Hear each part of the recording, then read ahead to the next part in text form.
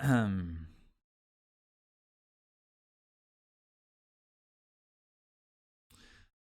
right.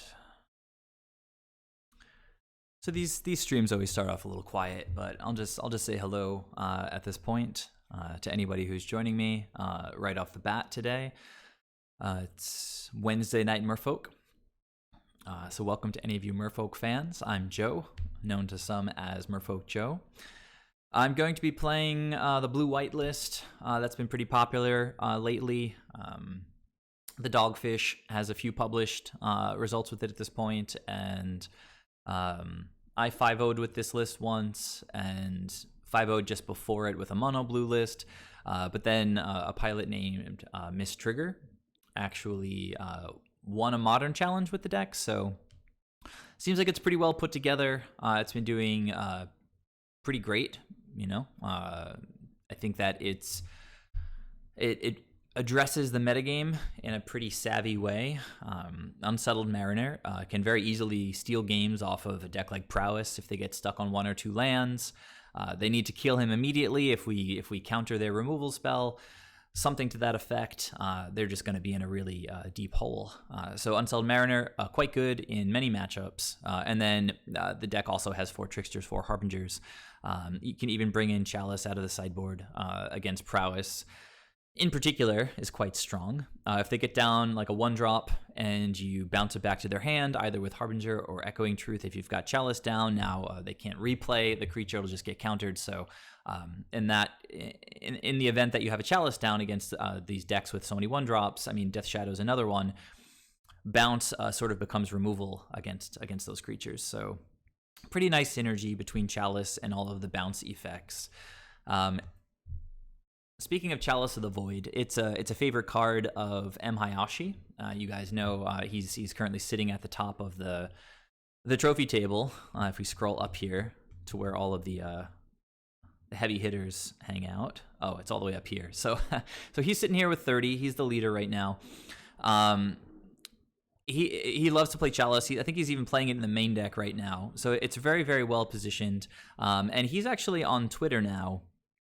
M. Hayashi. So if you guys like Merfolk at all, I'd encourage you to check out M. Hayashi, M-H-A-Y-A-S-H-I, on Twitter, because he's a pretty quiet figure on the Magic scene, and the fact that he's actually sort of engaging on Twitter now is kind of massive. He always plays lists that are super weird, compared to sort of the mainstream lists, and he still just crushes, as I just showed you. He's literally at the top of the modern table. I had one salty person on Twitter telling me that the only thing that being the top of the trophy table says is that you've spent a lot of time playing, like you play all day. But that's such a stupid thing to say. There are a lot of players who could spend all day playing Magic, and they would certainly not be at the top of the trophy table. So Chalice, a favorite card of M. Hayashi's. Go check him out on Twitter. If you have a question about any of his builds, he's happy to answer questions these days on Twitter, so that's awesome. Hey, Ferdy, welcome to the stream this evening. How did Monday go? Monday Soul Herder? Just a second. So Monday Soul Herder, the league was pretty good. I got 2 unfortunate pairings. and lost both of them in pretty close matches. Like, I did my best. I lost to Amulet Titan.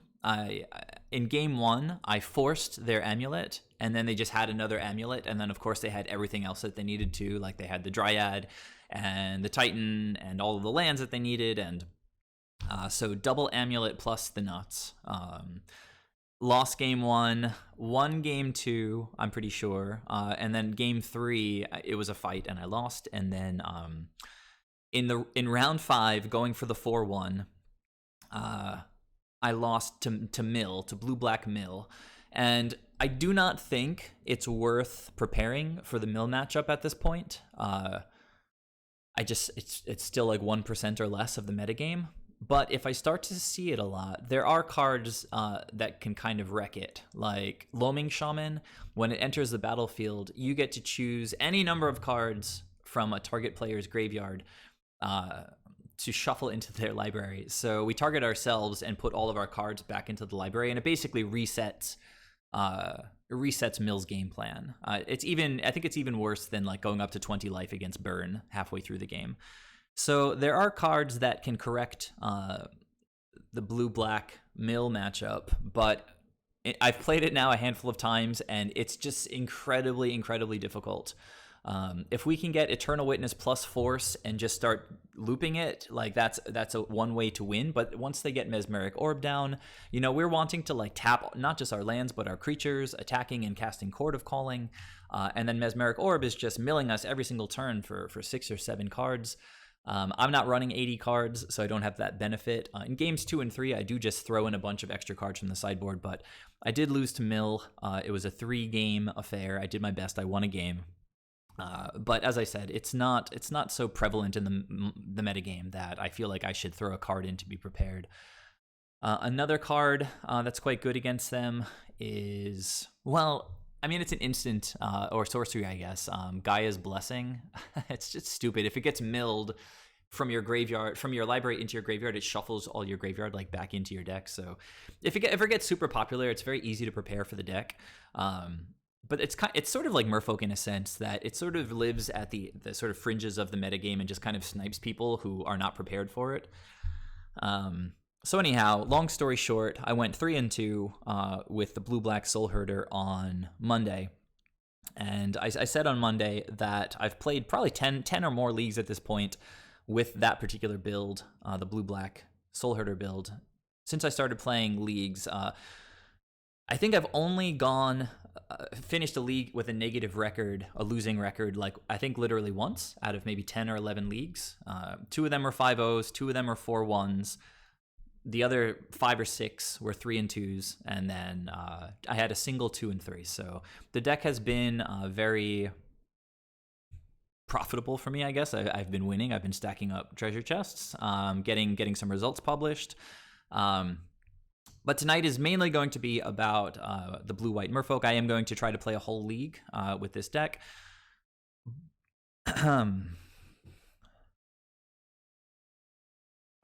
Well, Ferdy, we don't really have a lot of time. Oh, you mean Titan to shuffle it back to shuffle your library? I don't know. Whatever. Again, if it becomes very popular, we can sit down and talk about like all of the potential tech against Mill. But I'm not very scared right now. I'm scared of the deck, but I'm not scared of seeing it that often.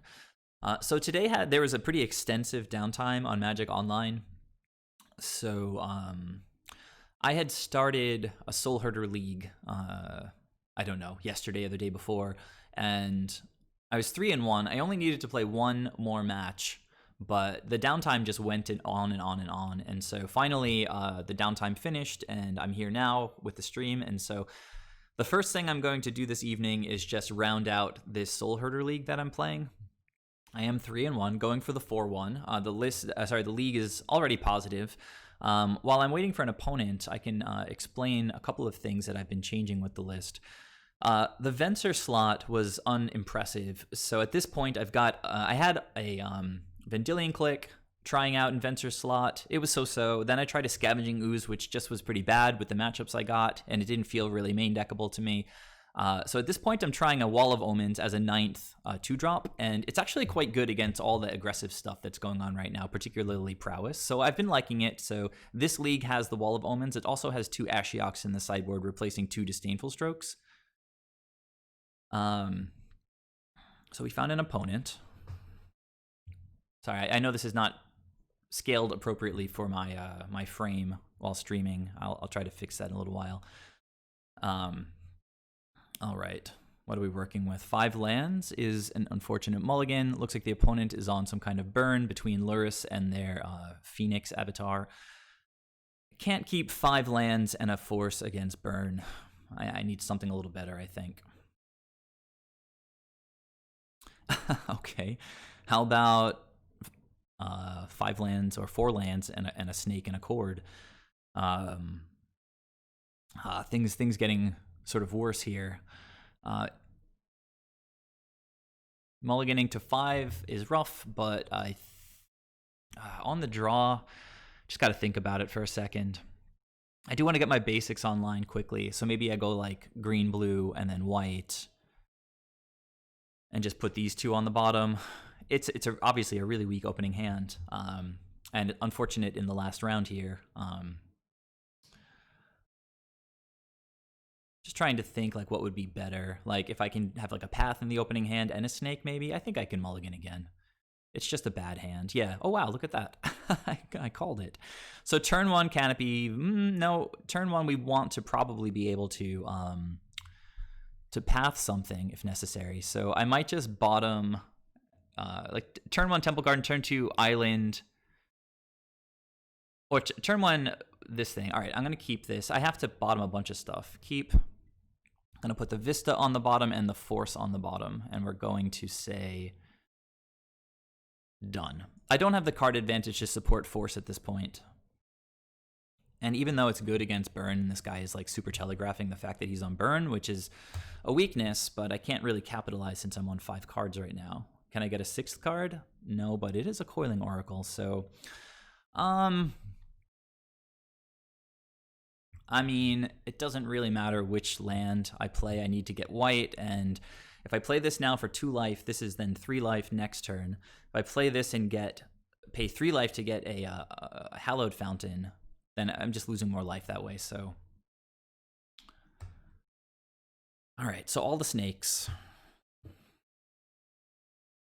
I'm sure opponent has all the Searing Blazes. Or maybe all of the, this is rough. Like, if they have the, I'm almost priced into taking this here. Like the way that they're playing, they're sort of representing that they have Eidolon, and I really, really just need to kill Eidolon. So I'm just gonna take this 2 here. It's rough. I hate it, but it's what I'm gonna do. Opponent thinking about their attack. Oh, they passed. What? What? That is wild. Do they think I have something that makes them sacrifice an attacker or something?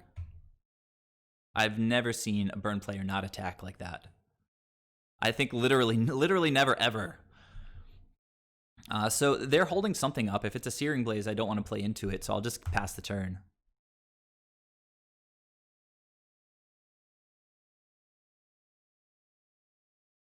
So instead of taking 2 extra damage and they didn't cast anything? This is bizarre.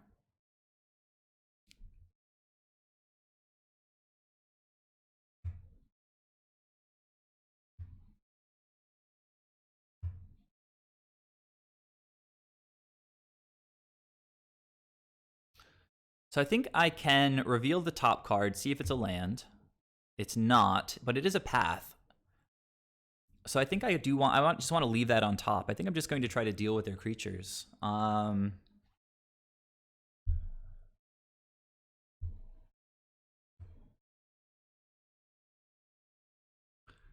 I will just path one of these things now.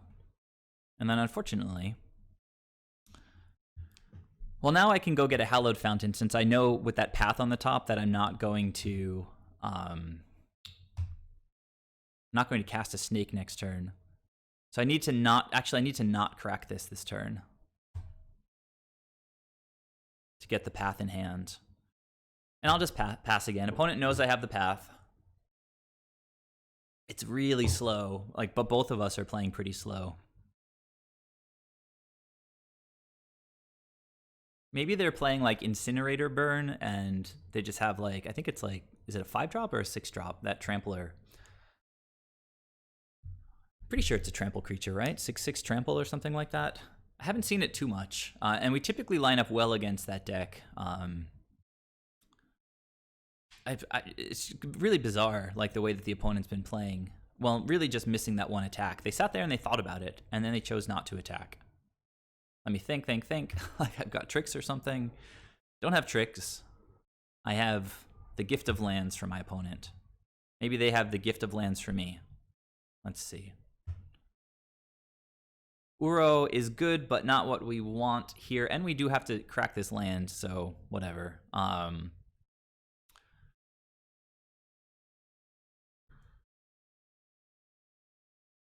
Oh, they had no more basics to get, so that was pretty great.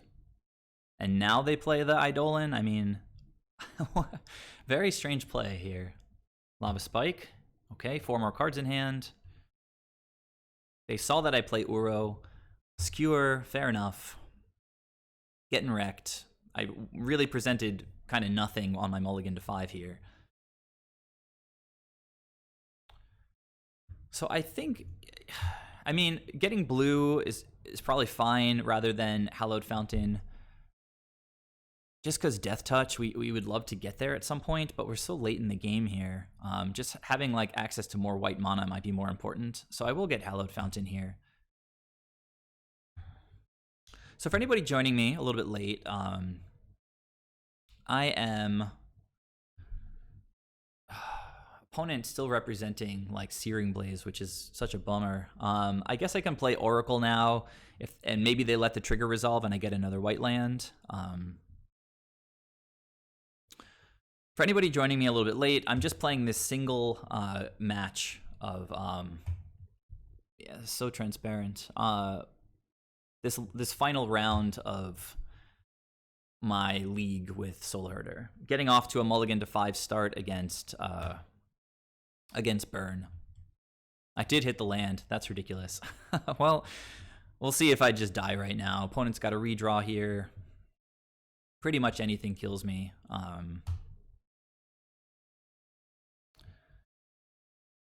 Seal of Fire. That'll do it. That'll do it.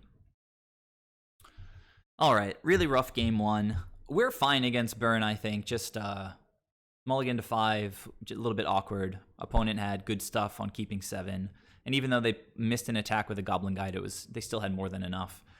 So going to bring in Worship. It's kind of the nuts. Night of Autumn, Purge through here. All of those are winners in the matchup. Burrington is excellent.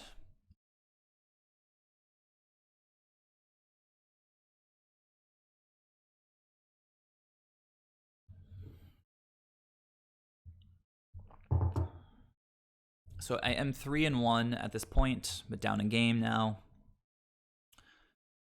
Need all the 2-drops. I'm going to trim some number of birds, I think. The forces are all solid. I take them out against Prowess, but not against Burn. Because Burn has like nasty stuff like Searing Blaze.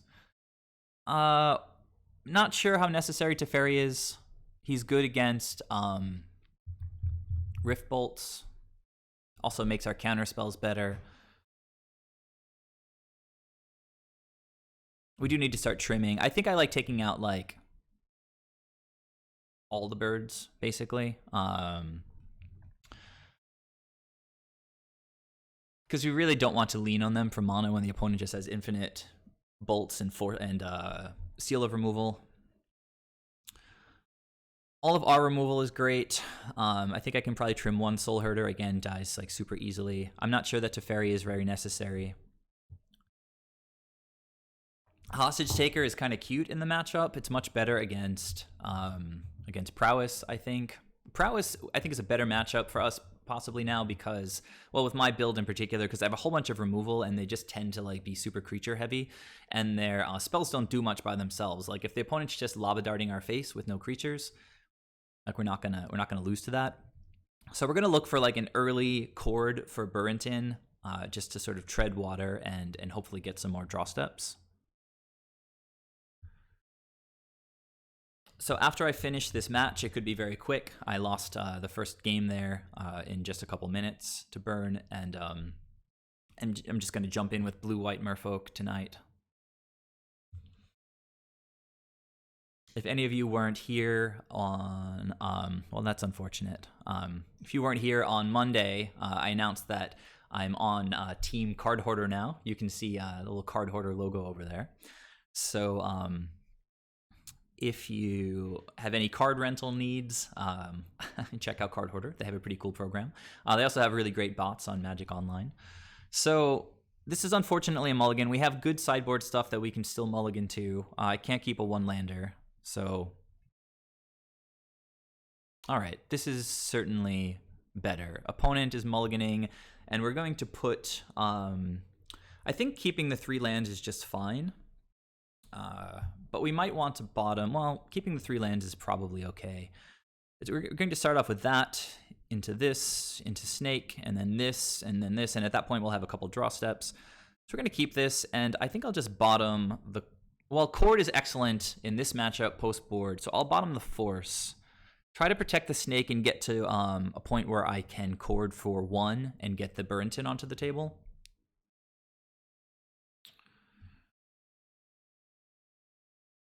So opponent, they mulligan to 6, but it looks like, yeah, they're keeping their 6.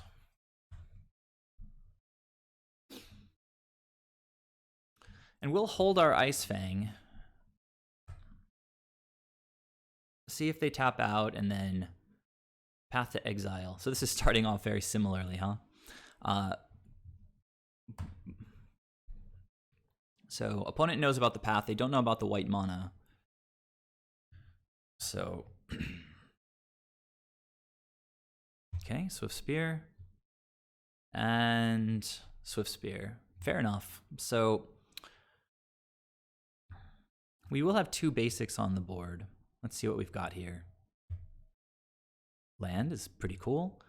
That can go get another basic to help turn on Death Touch. Another path. Oh, yeah. Okay, another path. Good. So next turn, blocking here is, I guess, poor at this point. And honestly, I have to kind of think about what to do. I'm not going to block here. I do have... Oh, wow. That was a really good draw. So I can go like Plains and the next turn get Canopy Vista. With them tapped out and probably bringing in some number of Skullcracks, I think the best play here is just get Knight of Autumn on the board. Gain 4 life, sort of reset their attack from last turn. Next turn, I can Cord for Burrington while still leaving more stuff up, like Path plus Ephemerate, that kind of thing. Alternatively, I can just Cord for Burrington this turn on their turn, untap, and get another white, path 2 of their things. I think I'll just play this guy, gain 4 life. I think I'm going to get another basic here, though, instead of Canopy Vista, so I have Death Touch.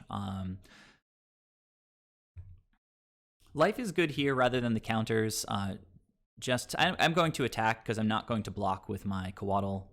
I would trade the Knight for the Goblin Guide if they get in. It's a great Ephemerate target, so I have to think about it a little bit. Maybe I'll take the damage.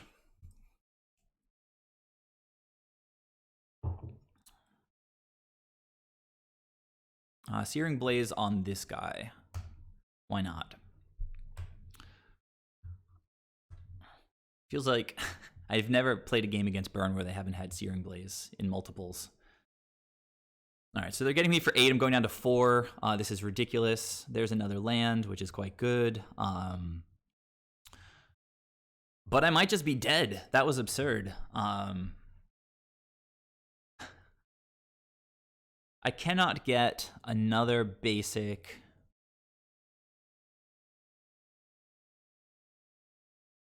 I can get another basic Plains. I'd go down to 3 to do it, though. So I'm going to play the forest for now. Establish Death Touch.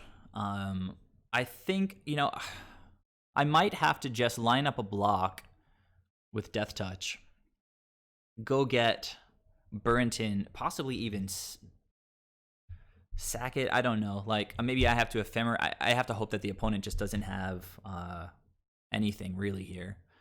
I can't really even cord for life gain, since my life gain is at the 3-drop slot and 4-drop. But Jesus, like 3 creatures plus Searing Blaze? Can you play a 4th land at least, opponent? Or just gonna kill me immediately? Ugh, 3 creatures in Searing Blaze. It's ridiculous. And it looks like, okay, alright, well, at least they're drawing a card, but that card has to be nothing. Otherwise, we're toast.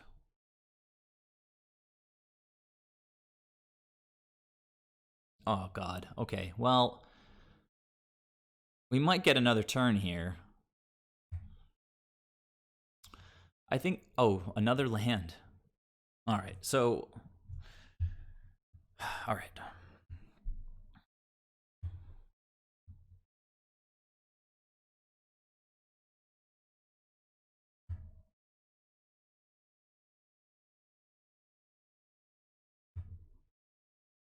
Siege Rhino, but I can't really get black mana. All right, so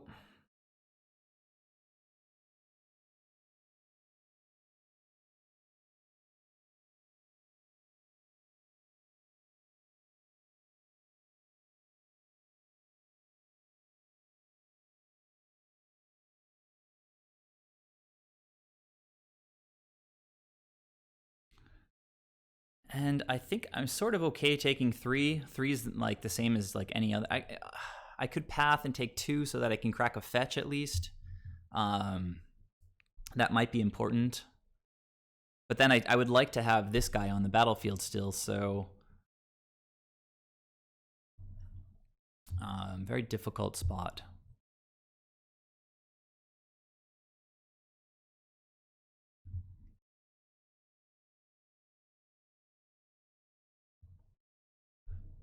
I could also sack the Burrington to prevent damage from one of these things, so that I could I corded and shuffled away the All right, so 3 damages. Let's see, if I take 3, next turn I've got block plus path. I'm taking 1, so I need to draw like a snake here.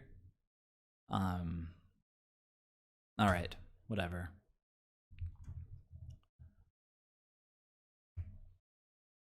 This is game 2. I'm getting completely just annihilated. They had three creatures, 3 haste creatures, plus Searing Blaze and a Lightning Bolt. Well, so 3 Path to Exiles. I can hope that the opponent draws absolutely nothing. I can't crack this.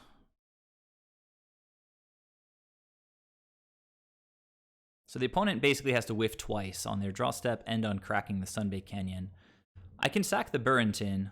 They're not attacking, so I can go ahead and attack myself. Yeah, this is just absolutely miserable.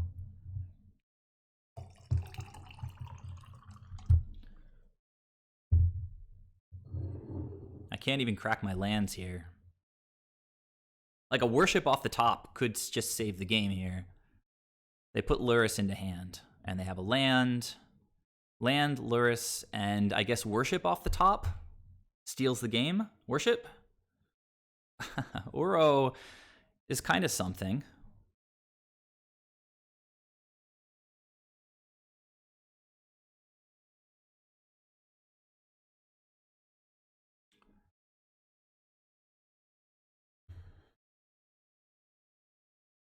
I don't have a second basic plains, but I can already get Canopy Vista with this land. If I put another one in, I can triple path. That actually seems pretty good. But the problem, yeah, so do I want to get this in untapped? I only got the Siege Rhino in the deck. I'd rather not.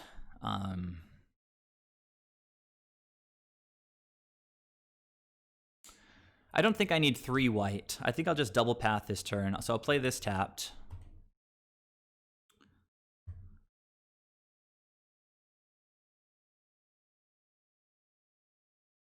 Well, I get to play my land for the turn anyway.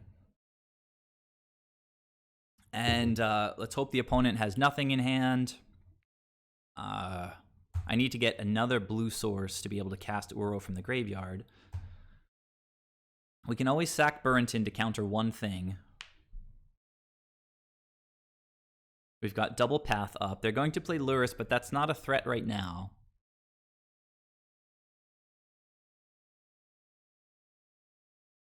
Man, some like an Ephemerate would be nice.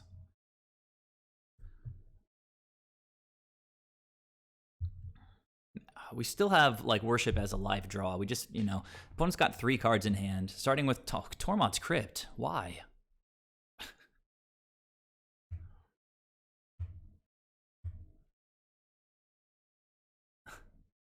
It's pretty stupid.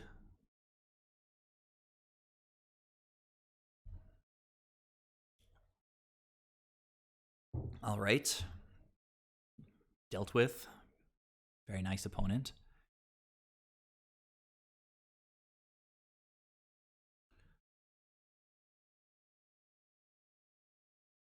And if they play Lurrus, they can replay the Tormod's Crypt. It's kind of annoying. 3-1 in the league currently.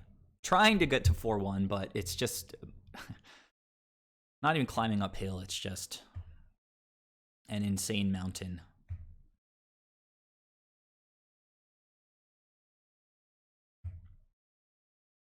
Coiling Oracle. Ugh, I'm going to shuffle my deck anyway, so it doesn't matter. So let me line up blocks here.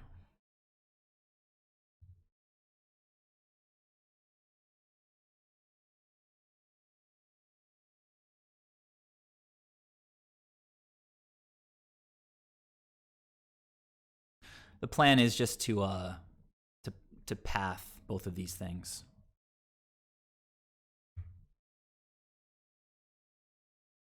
Yeah, Merfolk is coming up. I couldn't finish this league on time, so because there was a significant downtime today on Magic Online, so I couldn't wrap this up.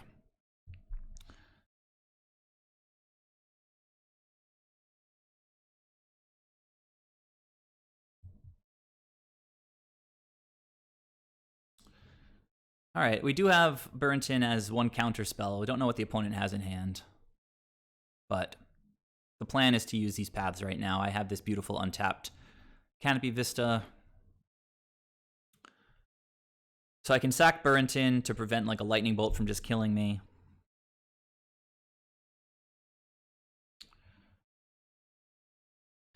Opponent failed to find a basic land. And at this point, 2 is the same as 3 unless they have a okay, so there's Lurrus. Just need to gain a whole bunch of life. They're going to play their Tormod's Crypt, I'm sure. Okay, very good. This list might not even play Eidolon. I haven't seen it yet at all. Okay, they're empty-handed, but they do have a redraw with Sunbaked Canyon. So I'm going to crack this now and get another blue source in case I draw Force or something.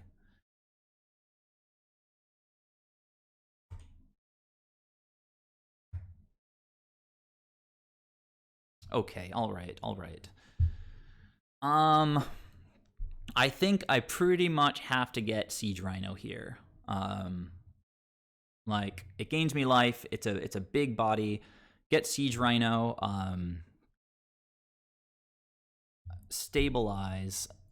I could also try. Oh well, they have Tormod, so I can't really do any shenanigans right now with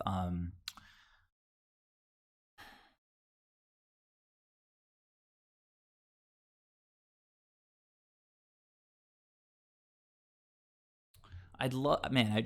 If I drew Worship any of these turns, it would just be amazing. I think I kind of have to path Lurrus to make sure they can't keep looping this thing. So complicated. 1, 2, 1, 2, 3, 4, 5, 6, 7. If I want to leave all my creatures up, which I kind of do, I kind of need to crack this now. Oh, but I would have going to have an additional creature. So 1, 2, 3. Yeah, I like to leave white up. I mean, going to 1 is kind of the same, I think, as going to any other life total at this point. So maybe I'll go get my last forest here.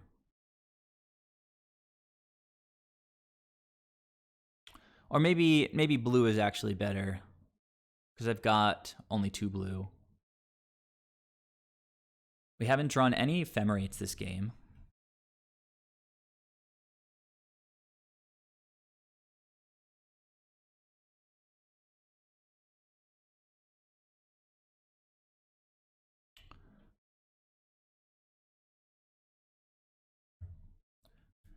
But ephemerate is pretty sick here. And I'll wait till upkeep and path the Lurrus. And I don't think I have any attacks, so maybe I have attacks. Like get in for 1 with the Ice Fang.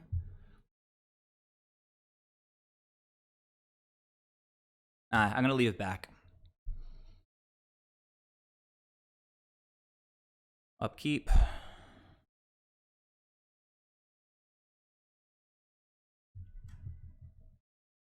Opponent's got 2 draws coming. I'm at 4.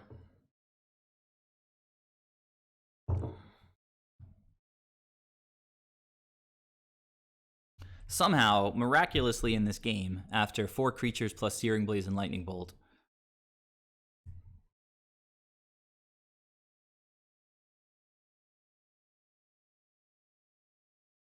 okay, opponent drew, and now they're drawing again. We do have the sack on Burrington. Opponent's got us locked down on graveyard value, but fortunately we haven't drawn any. Come on, ephemerate, please. Give me an ephemerate. Purge is like sort of something. Does mean I can try to attack. I think Siege Rhino attack is fine. If they try any like block plus bolt or something, I can just purge something and kind of try to get them. All right. 2 spells in hand. What do they got? Nothing, apparently.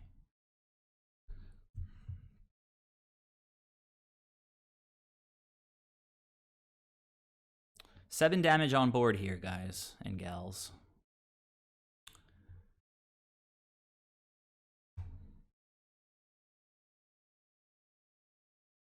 All right. I will go ahead and purge this Swift Spear right now.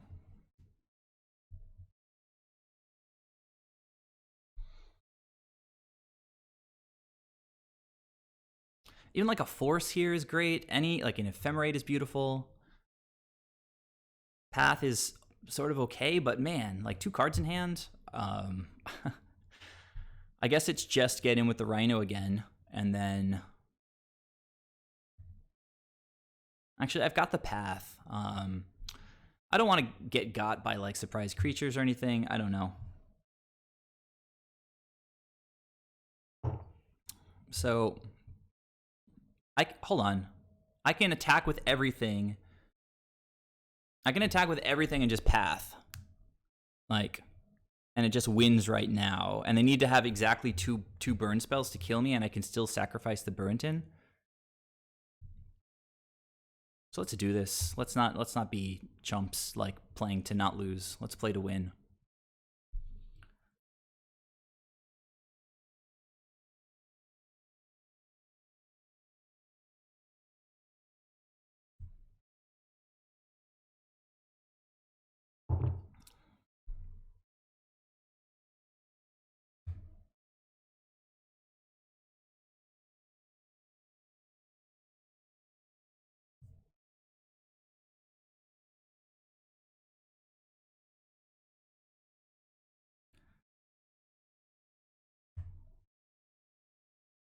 Okay, well, they can't crack their fetches.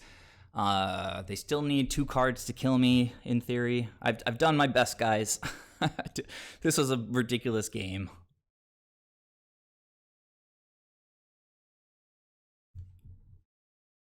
opponent's giving me the GGs, but so they must have it, which is really obnoxious.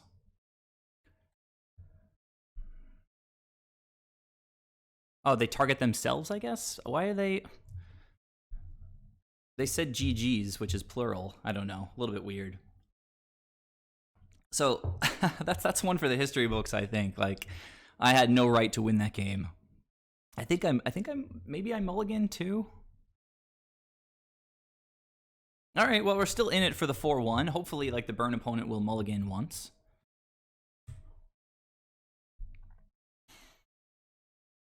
I think the setup is just fine. There's nothing else I would really want to change. Lonely Isotope, you need to catch the replay of that game if you haven't seen it. I'm playing Merfolk tonight, but I was 3-1 in a Soul Herder League, and because there was extended downtime today on Magic Online, they update on Wednesdays. I couldn't finish the league until right now.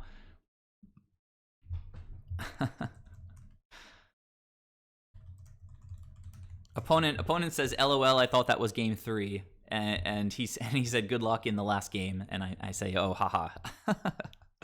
So that was a ridiculous game. Isotope against Burn. They had like crazy nuts to start with. They had 4 creatures, Searing Blaze, Lightning Bolt. I went to 1 life multiple times. Opponent being a nice opponent, chatting about what cards are good. Dr. Siegeman Rhinoceros, still good, opponent says. Dr. Siegeman. I think this is a keep. This is the first time we get to keep something. We'll probably open up tapped and then get blue. Ether Gust as necessary. We're working towards Eternal Witness value. Stonehorn. Opponent played slow last game. They're mulliganing to 6. All right, let's see how it goes. Not an easy matchup. I was saying earlier, I think Prowess is actually better for us than this matchup because Prowess relies on their creatures so much, and I have a lot of removal post sideboard. So if this is just like turn 2 Eidolon, it's pretty nasty. Okay, it is, but remember the opponent's on a mulligan and no turn 1 play, so any removal's great. We can just gust this to like spin the wheels a little bit, spin our wheels. Let's see, upkeep. Oh, that was convenient. Saved me a little bit of life. That means I can go get another basic and then get a like another island and then a Canopy Vista later. And now we have lands to cast our spells. Remember, Worship is pretty much just like GG if we ever draw it. So that's a good one. So do you guys think that just upkeep gusting the Eidolon is fine? It deals 2 damage to us, but it takes away a draw step. It takes away their turn. It takes away an attack. I think it seems okay. Alternatively, I could let them cast spells into the Eidolon and then gust the Eidolon. Like, there's no real need to do it on the upkeep, I guess.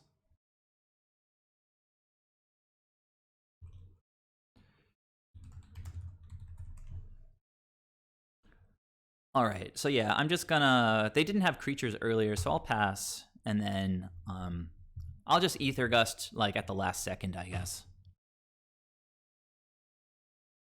All right, opponent with... So I guess the Ether Gust is gonna happen now. And this will actually... If they crack their fetch, they could, you know, I could just take this, let them crack their fetch, and with the fetch on the stack, I could put Eidolon on top, but then I take an extra 2 damage for that. No, I think I'll gust it now.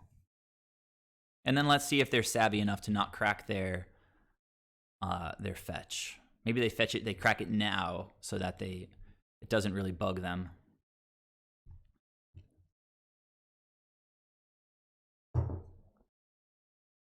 Okay, well, not cracking the fetch. They put it on top. We will get to cast a spell. They're not casting anything. That's awesome.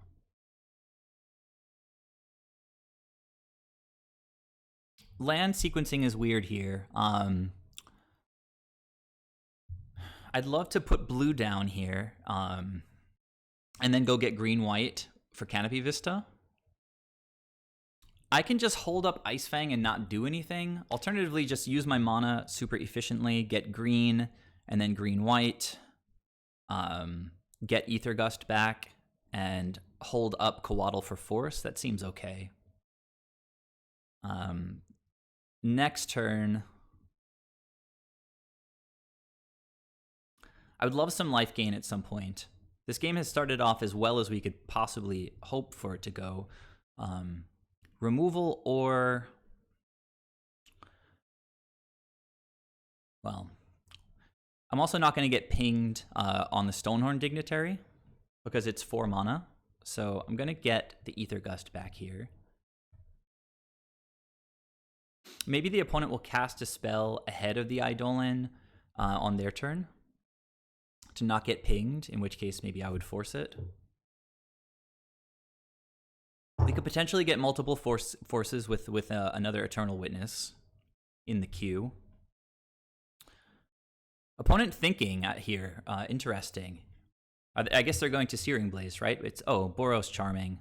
Well, that's a burn spell. Crack your fetch, opponent. I want that Eidolon out of here. Actually, I might just pitch the Ether Gust. Oh, they didn't crack. Very smart. Good play.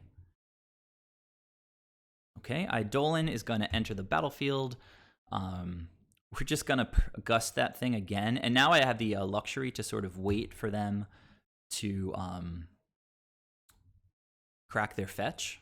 Wow, the basics are flowing today. So I'm at 13 already, which is nasty.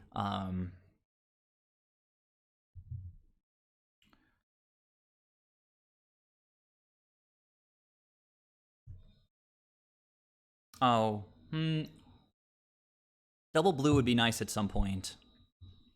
Could have thought about that a little bit longer, but I'm not sure how much it matters. So I can attack with Witness here, I think.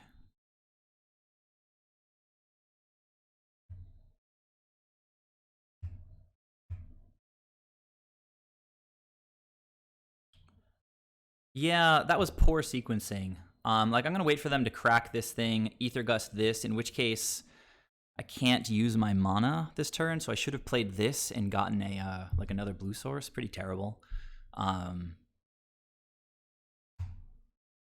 Oh, not cracking their fetch. They know I have the Ether Gust, so...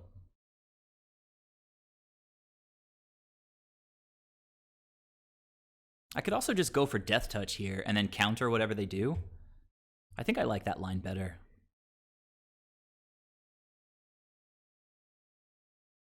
Like, if they have another Searing Blaze here, that's kind of the nuts for us.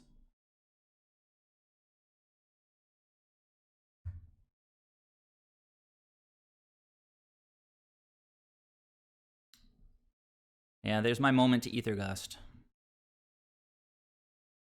Huh. Interesting that they want three mana right now.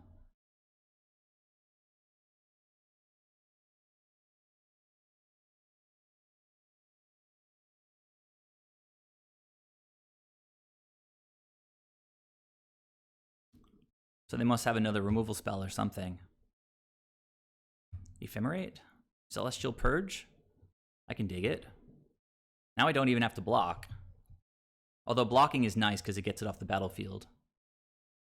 Wow, this is getting pretty spicy here.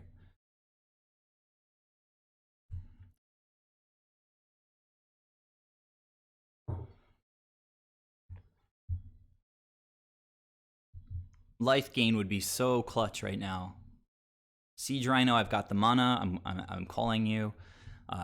If I don't block, I actually have... Okay, what are they doing here? Path is going to hook up the mana. I can dig it. So now we can go get that blue I was talking about.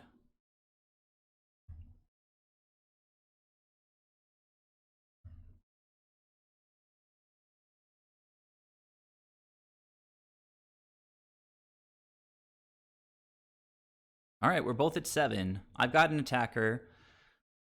A blue card would be 6, so I can go get a force.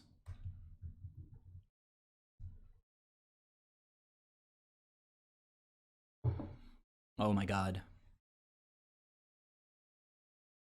The best blue card.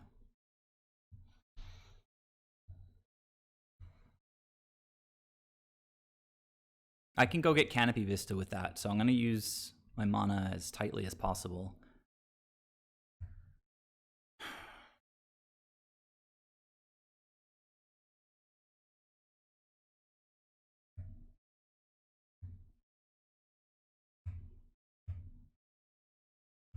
Do I want to put the Witness down now? Probably not. I'm just gonna hold up Path, I think. Okay, Bauble with no prowess creatures is okay. Targeting, looking at their top deck. I will just Witness Uro next turn, if I have to, because let's see, this will be the 4th card. If I path something, there'll be 5 cards, and we'll have Uro on the battlefield. Opponent's sacrificing their land. We're getting into a better and better spot, guys. They knew what was on top of their deck, so cracking that land means they've got something, right? So, I guess white-blue is the way to go here.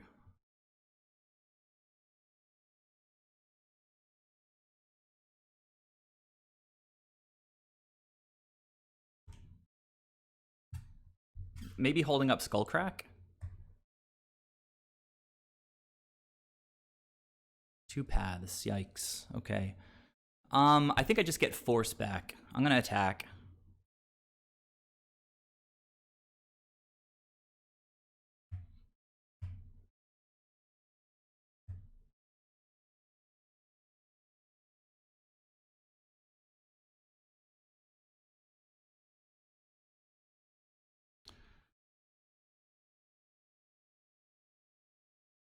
Opponent has 3 cards in hand.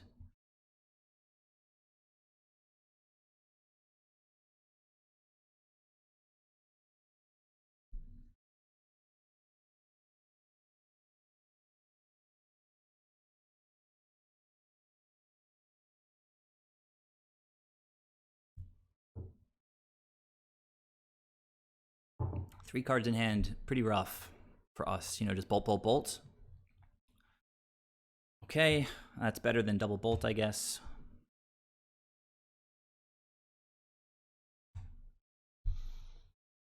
Aw, man. This is too close.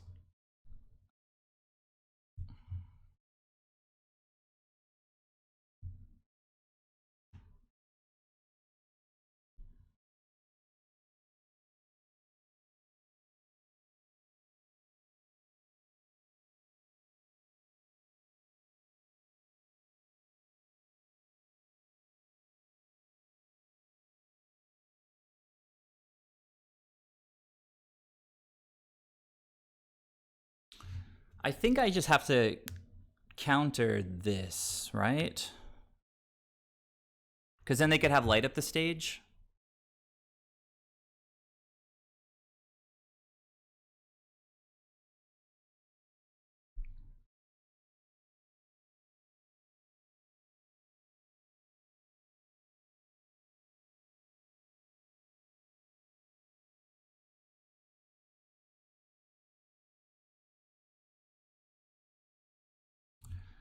Okay. I think that'll do. No land? No, not well, doesn't matter here. So path, attack, and win. I was also thinking about a line where I would need to path my own Witness to get another land to cast Uro, but I think I just path and win here. The opponent, unless they have Gut Shot, I think I just win on the spot. And I can also, if I path, I can cast Uro on my second main phase.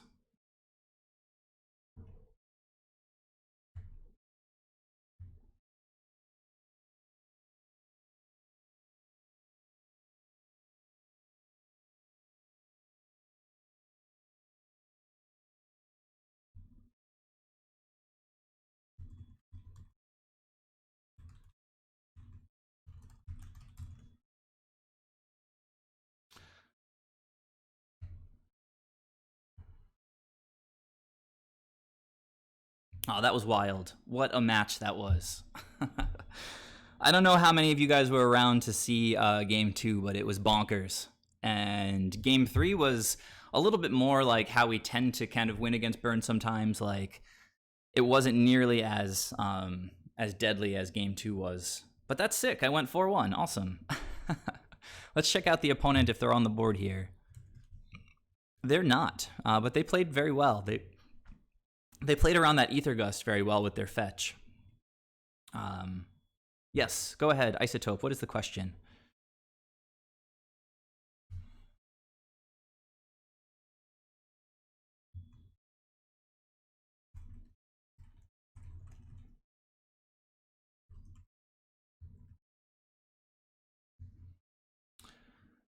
All right, cool.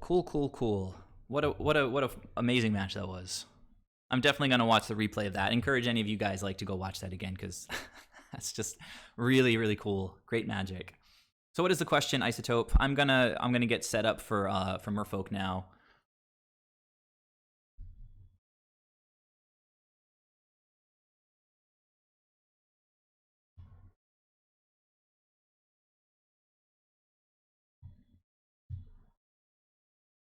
Sorry, I think my chat reset, so I might not have seen your question. So if you already entered it, enter it again, I guess. I don't know why my chat just reset. I guess I can just check over here. Oh no, can I? To be as safe as possible, wouldn't it have been better to just attack and let him block?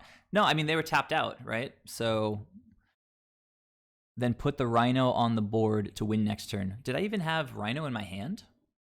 I didn't even notice what I drew. Look at that. My rating over 1800. I'd love to see it. It's been a while since I've been sustaining that. Since I've been able to sustain that, I should say. And it's kind of wild that I'm able to do it with Soul Herder. So the game actually wasn't that many turns, so I can just click ahead really fast. And we can talk about the last turn, see if there's a better option. Oh, you're talking about this Rhino, I guess, right? Rather than Siege Rhino.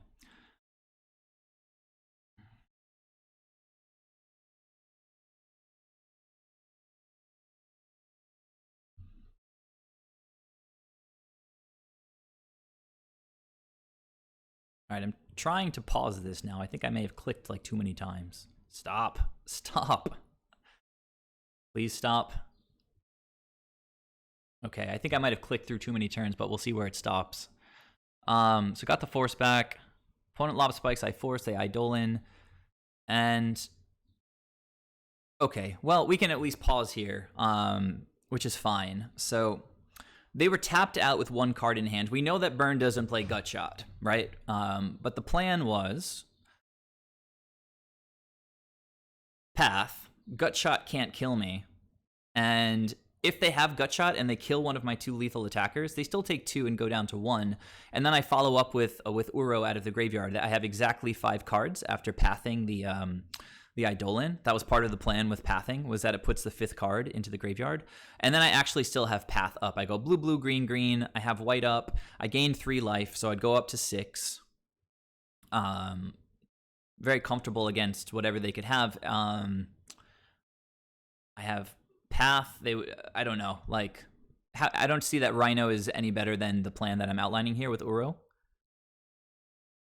Yeah, if they Gutshot, they take a trigger. Exactly. They take a trigger from Eidolon. So, I mean, Gutshot is just a stupid thing for me to talk about because Burn doesn't play it, but it's like one thing that they could actually cast right now while being tapped out. So, you know, in the interests of discussing fringe possible lines, like maybe they see I have a lot of one drops and they have some random Gutshots in the sideboard or something.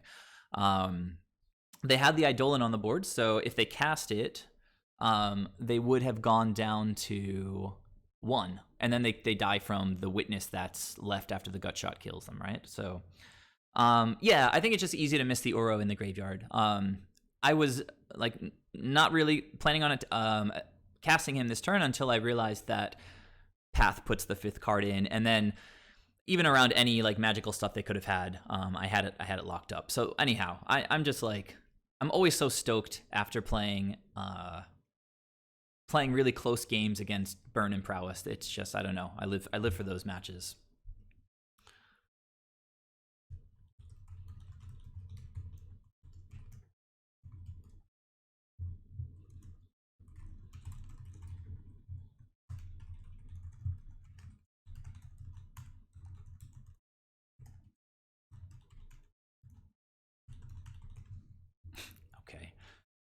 All right. Well, anyhow, hopefully you guys enjoyed that. I'm going to go ahead and jump in with the blue-white folks. I don't feel any need to change the build. Like, I think everything just feels fine, honestly. So,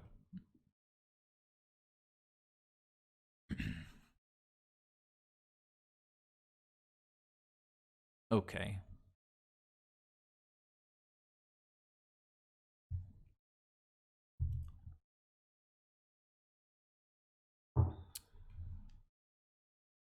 I can't even remember what my unfortunate loss was in that league.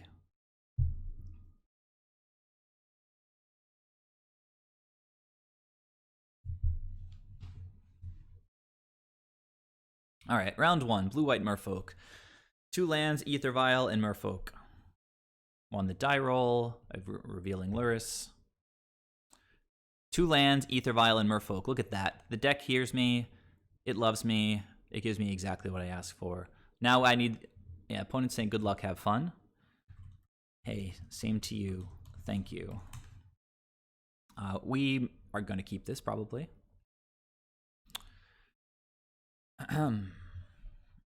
Opponent mulls to 6. Opponent mulligans to 5, and we've got the Mega Nuts here, so let's see if they're actually on a super favorable matchup. Like, if they're on Prowess on a mull to 5, like, they have literally, like, 0 chance of winning this game.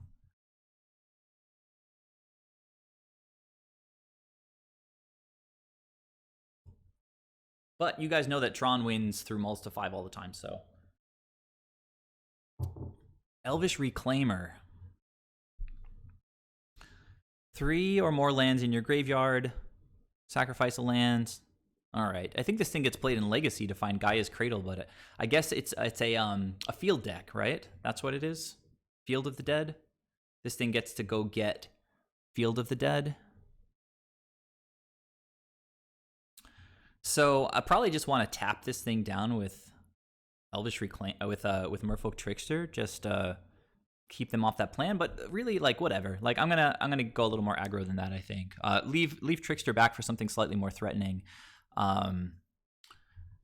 So yeah, just Mariner is usually the plan.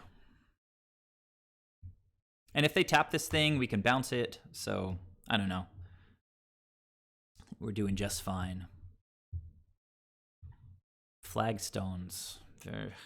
What?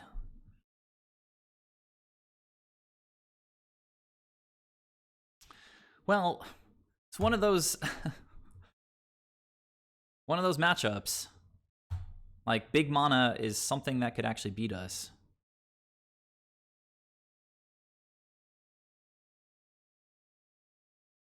Force is cool. It's a great draw. So we are going to cast the Silvergill. I feel like I can get in here with Mariner. They're just going to chump block with well, they're going to chump block with Steve anyway, so it doesn't matter. I don't have a Lord. I can just play the Silvergill and see if I draw a Lord, though. I will just reveal the Trickster, I guess. Harbinger is a little bit more of a kind of gotcha here. Lord? Ether Vial is something I can cast. Now we can take up one of our Ether Vials for Luris.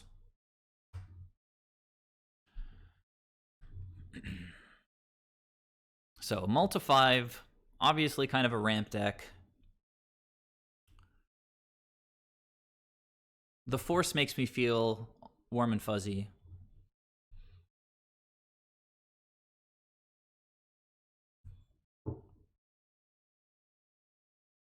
Okie dokie. They get to start sacrificing lands. Seems okay.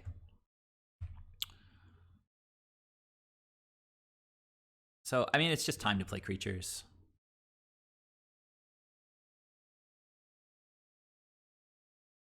Activate in response, I guess.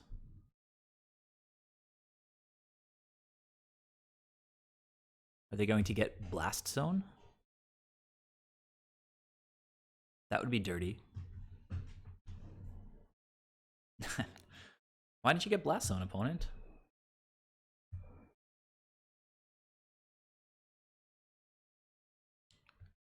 So this thing's going to get buffed once it does that a few times. It's going to become a 3/4. Not exactly sure what they're... Oh, I guess flagstones, they get to get another... Oh, they still might get blast zone, right? Because they just got the land from flagstones here. But opponent is thinking very carefully. This is some unseen tech in Modern, so I'm not putting anything past them. You could definitely still lose this. We don't have Island Walk. They could just get Blast Zone right now. Of course, we can play Luris and try to, you know, climb right back into the game. I'm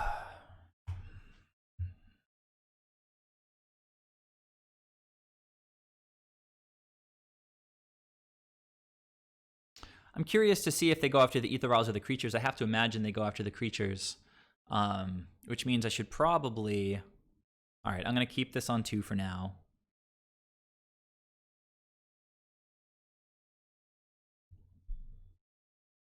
Although, I can Violin Harbinger now and just bounce this thing, right? They wouldn't activate this because it would kill their Reclaimers, so it's all about the 2-drops. And they're going to be... They're a turn away from getting it onto 2 anyway, so hang on a second. This is kind of not necessary, the sequencing, like doing this exactly right now. But I'm going to take it up to 3. I could have done it next turn anyway. That Aetheral will stay comfortably in my hand. I can't imagine they're going to cast like something that I'd want to counter, so maybe I get in with Mutavault. I don't think it changes the clock though, so I'll just hold up Force. And we can get Luris next turn. Or Luris this turn. I can get Luris this turn and just not worry about Force, because they're probably just going to take Blast Zone up. So you let me attack.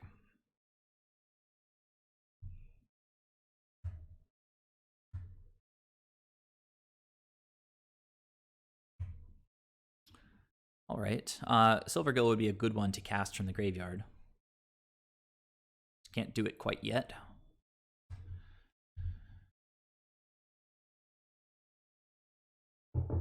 Welcome, everybody. Thanks very much for joining me. Wednesday night Merfolk. Happy to be here. Opponent has one other Elvish Reclaimer in their hand. They used one to go get Blast Zone. Here's that Reclaimer. They're going to probably just pump up the Blast Zone here. Doesn't really bother us because we get to get some Luris value. We'd love to draw Merfolk so I can cast Silvergill out of the graveyard. Well, maybe they're not going for Blast Zone here, just Dryad. So definitely a good call not holding up Force here. So man, like Spreading Seas kind of the best here. Oh, I have Island Walk now. But Spreading Seas just to hit Blast Zone.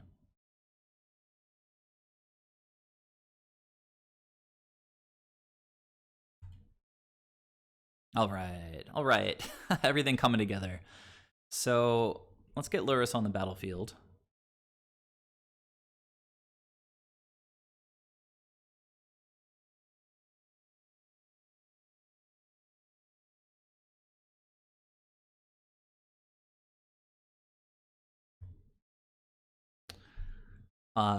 Ben seems okay. Attacks are a little bit weird. They can just eat one of our creatures. Let's see. If I get in, they eat one of our creatures. We just play it next turn. That seems okay. Yeah, that seems fine. I'm just going to get in with everybody.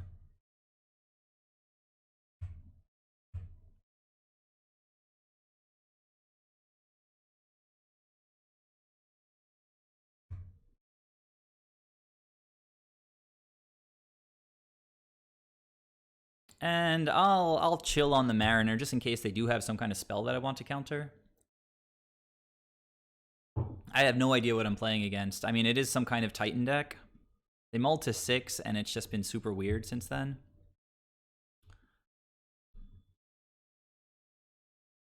They can go get another land, but they have to pay 2 to do it. It pushes back Blast Zone another turn. We get to recast the Mariner next turn, keep attacking with all of our dudes. Okay, 5th land, getting closer to Titan mana. A little bit scary. Again, like a Spreading Seas would be kind of cool. Opponent can crack this, get rid of Ben and 2 Vials, but it seems kind of stupid because it loses a land for them. I get to Violin Mariner. They blow up my Ether Vials.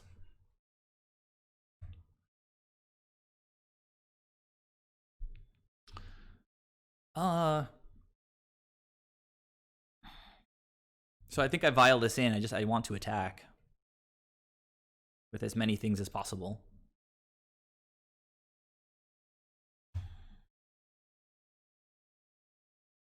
Lord should just do it. Come on, Lord off the top. That's not a Lord, but we do get to adapt. It's kind of nice.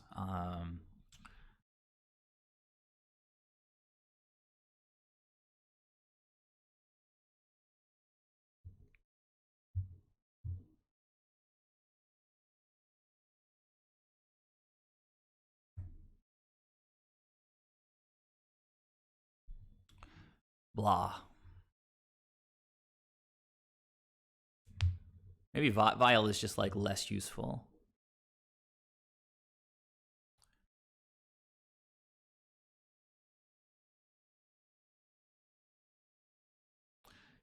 Shields are down on like Summoner's Pact or something like that.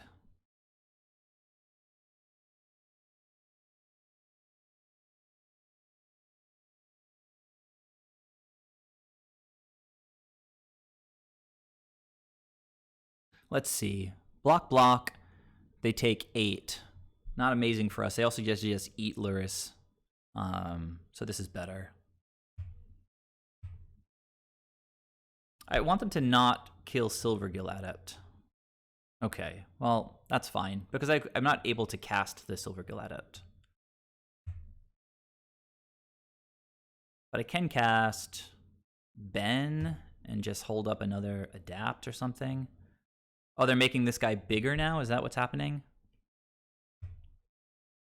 I'm not exactly sure what the line is here. Okay, so it's growing, and I'm going to lose Ben. Fair enough. They're still taking 6, and they're still sort of dead. Valakut. Well, that's going to start getting triggers, which is nasty. But I can replay a Mariner, which is solid.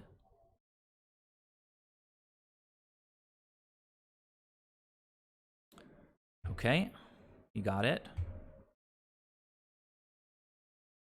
Okay, so Mariner on the board. It's going to tax their stuff a little bit. Weird game. Weird game.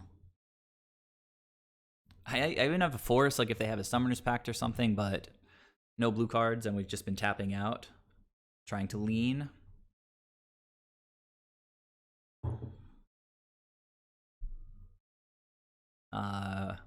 Field of the Dead. We need a Lord. We want their Dryad to, like, bite them in the butt. Giving us Island Walk. None of this might matter, though. I guess we'll see how it goes.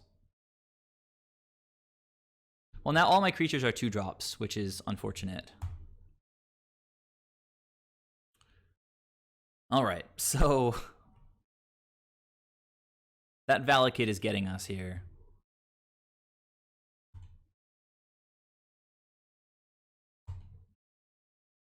Oh man, so I'm just gonna draw garbage for a while.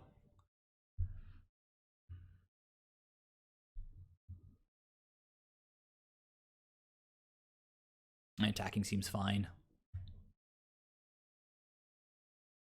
Not activating Mutavault because I don't want them to eat the Mutavault. We can still just play a Lord and try to get in with some damage. Although they have instant speed Valakut triggers from Reclaimer, so now we want a Spreading Seas to hit Valakut. Like, all right, you got me, opponent. So this is a really slow burn over on their side of the table. They lost one of their lands, so what's happening here? Are we going to get to counter something? That would be fun. Oh, it's a creature. Okay.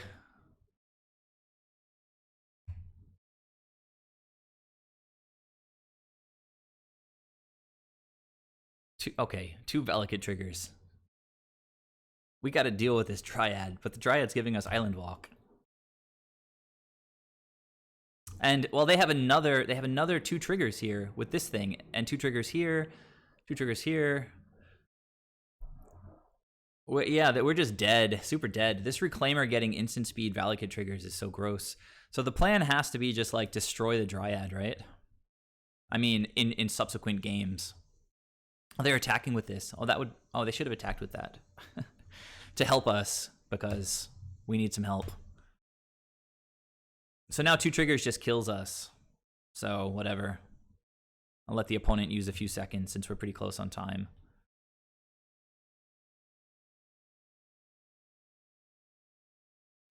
I will just chill with Ben, and if they try to throw a trigger at Ben, I can't imagine they would do that. Like, why didn't they just go and get 2 more triggers to my face using the Reclaimer? Kind of weird. Well, there they are. All right, we're dead. All right, guys, just give me a sec. Let me do my sideboarding, but I've got to run to the bathroom. Super weird deck. Probably have a Titan or 2 in there, but we didn't see any Titans that game. Seems much more all in on the Dryad, Valakut, Golos field kind of situation, so definitely bring in a more Spreading Seas. Chalice doesn't seem great. They had those Reclaimers at 1, but not too much else, I imagine. Monolith is good. Tidebinder's pretty sick. Force is bad, I think. Echoing Truth to bounce the Dryads. It's just an answer. Like it counters Valakut triggers.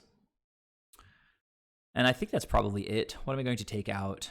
We do kind of want to be aggro. I guess the Mariners seemed not super productive. I don't know, you guys can talk me down from taking the Mariners out, but they didn't seem very good. Maybe trim 1 Tricks, 1 Harbinger, I guess. I'm gonna run to the bathroom.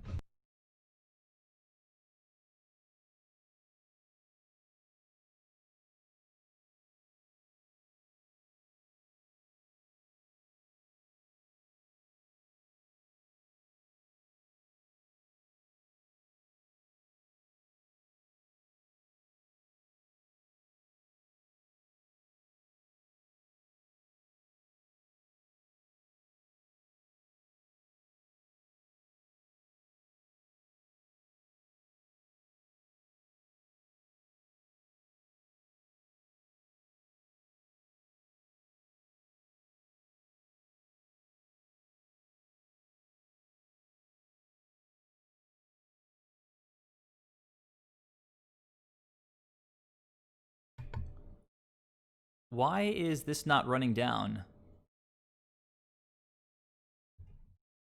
So weird. What's going on? Is it freezing? I guess it is. Well, that's unfortunate. Oh, there we go. All right. So I would like to play first, and thanks again, everybody, for joining me this evening.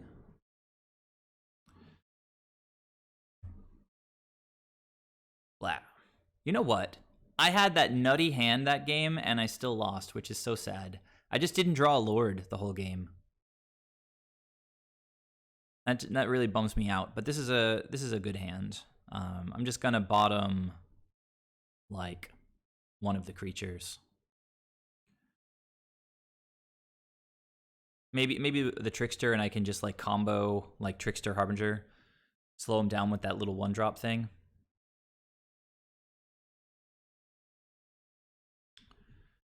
And they had the black. I mean, it's that Reclaimer is pretty gross. Like they can just consistently just get whatever land they want. Have you guys played against this deck before?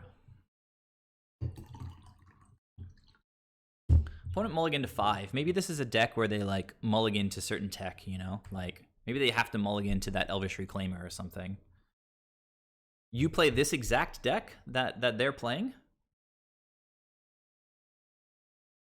All right, well, this is fun. I get to do the Trickster stuff. Or I could just dismember it, but I don't really think that's the best line yet, at least. They have to pay 2 to do that, so they can't do it on their upkeep, so whatever.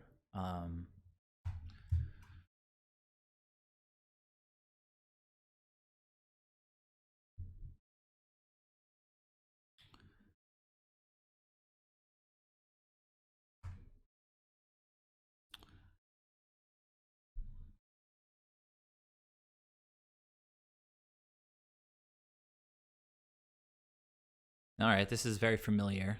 Kind of annoying. Well, we get to play our combo here, which is fun. I like it. I can dig it. You know, I could name like Nightmare here because I've got my Merfolk mana already, and I'd like to be able to cast Uro at some point, but it's kind of early in the game, so I'm just gonna name Merfolk, I think.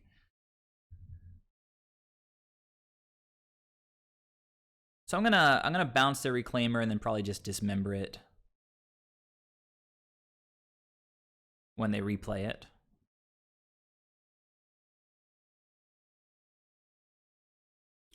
Yeah, I have to say I wasn't immediately impressed when I saw them play it in the first game, but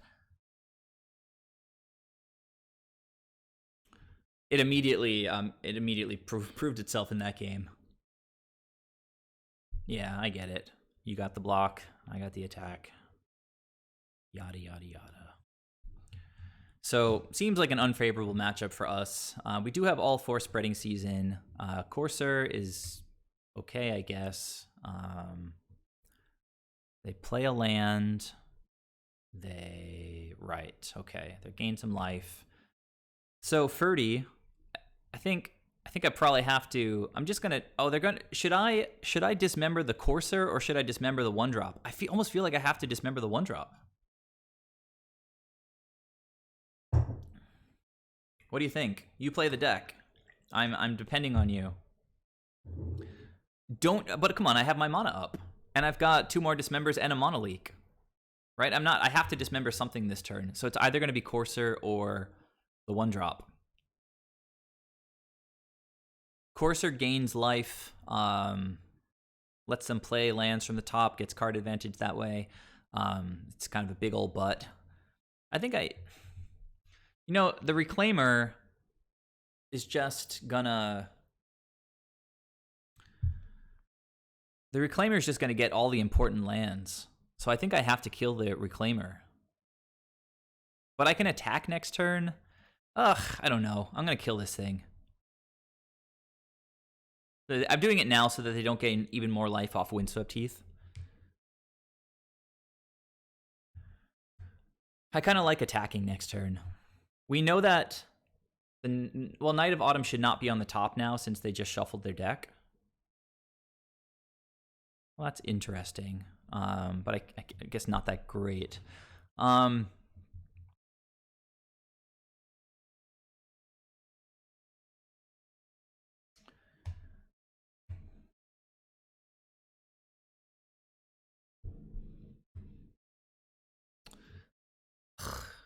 I mean, Luris is kind of dumb right now. I did draw the white mana, so I'm just going to play this, not reveal anything, pass the turn holding Mana Leak up.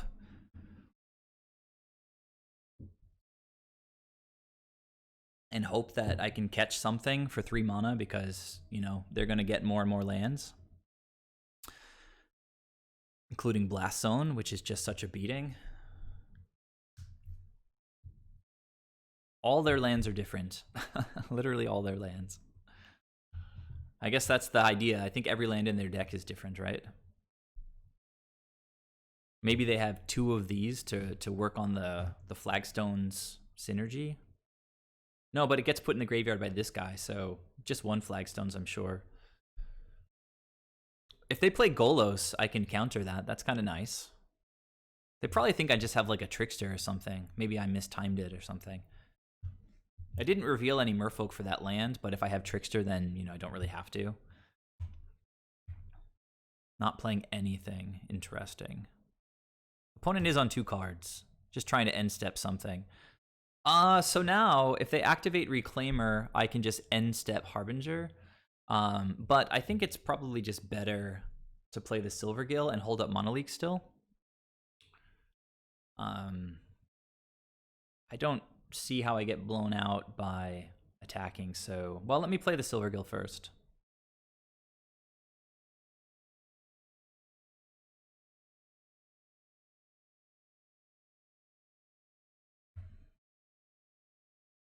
Mutavault. Alright, that's another creature. Creature that doesn't die to Blast Zone, at least.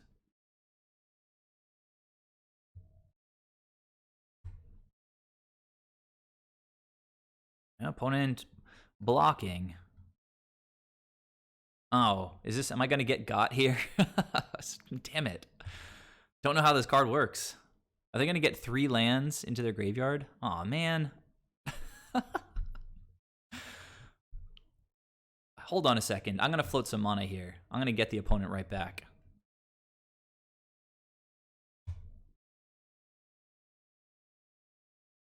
I'm going to get you right back, opponent.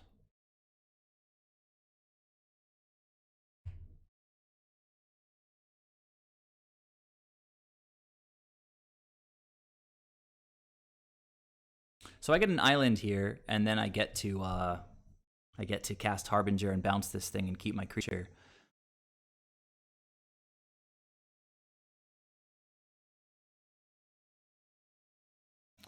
So the card that should never have been printed, well, one of them, Blast Zone, I'm sure is coming. Oh, they just got what, a forest? That's weird.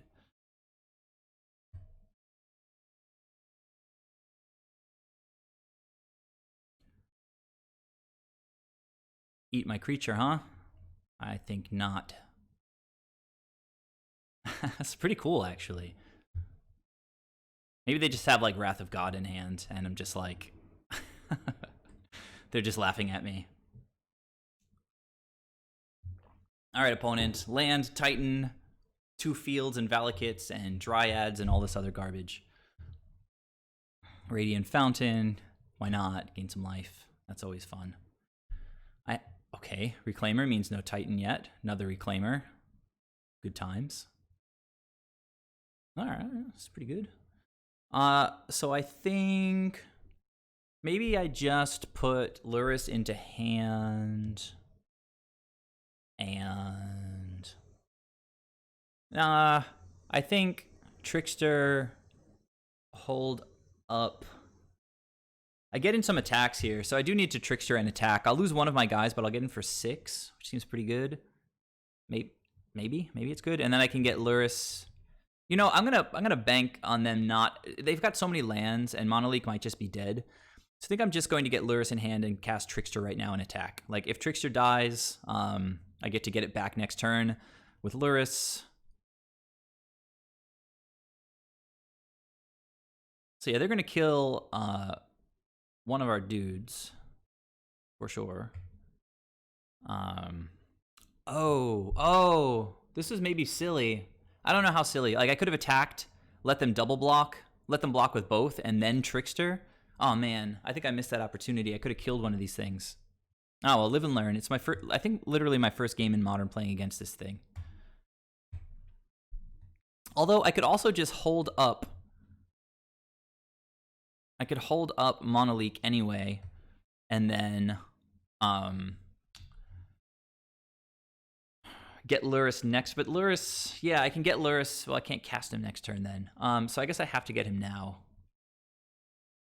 I'm totally prepared just to lose to this deck. Like, I did mess up on that play there. I think I prefer killing one of these things to getting in 2 more points of damage.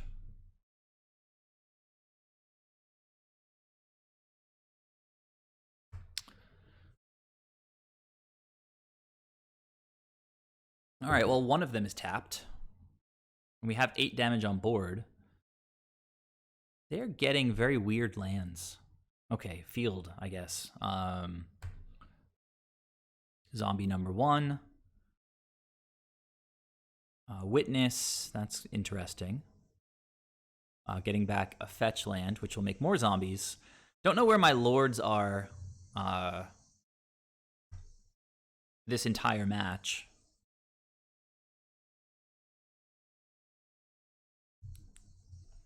Well, that's obnoxious.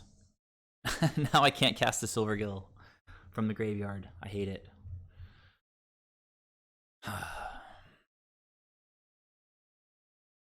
Ridiculous. Like, I guess I play Luris.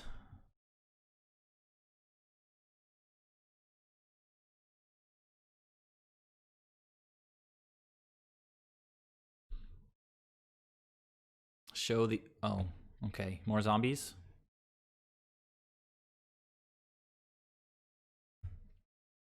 More zombies. Good times.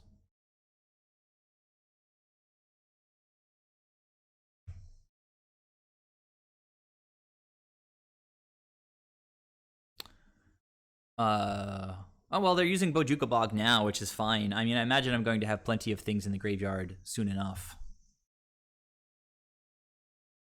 So that's interesting.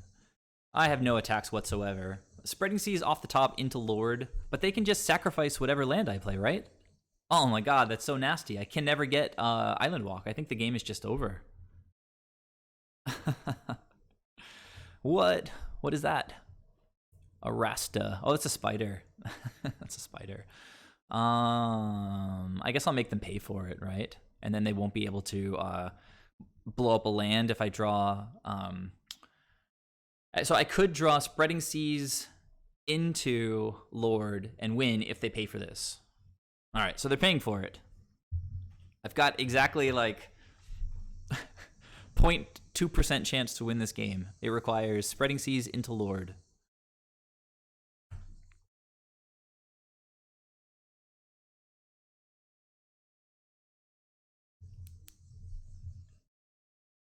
This seems like such an unfavorable matchup. Maybe like if I had a Cyclonic Rift or something. Yeah, we're not blocking anything. Hey, part 1. Guys, we're in business.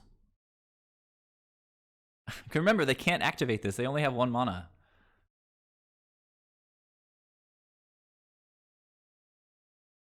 Come on, give me that Lord. Is there a Lord on the top? This is the game we play on Merfolk Joe's channel. Is there a Lord on the top? Call it, guys. Lord on the top or no Lord on the top? I will wait for your responses. This is the most fun we're gonna have in this match. So, Lord or no Lord? Lord! The Shramp hopes Lord. That's not enough, man. I need more than hoping. I need certainty right now. All right. Isotope asks nicely. Ferdy with the caps. Let's see if Ferdy gets us there. The finger's coming down for the okay.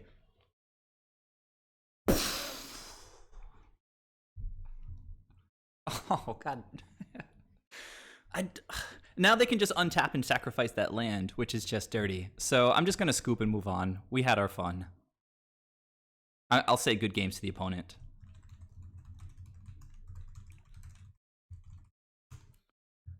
Yeah, we never have a Lord on the top. That... Blah. So I guess they mulligan to Reclaimer. Like, it just seems like such gas. And I guess I'm realizing there that I should just dismember the Reclaimer, right? And actually, it's probably worth bringing in Chalice just because these guys are such jerks, right? Let's see if we have a Lord on the top now. Oh my god. Stupid deck.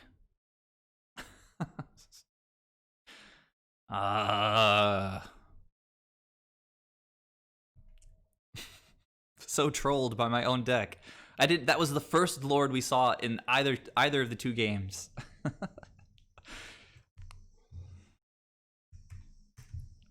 right, opponent is not on the trophy table yet.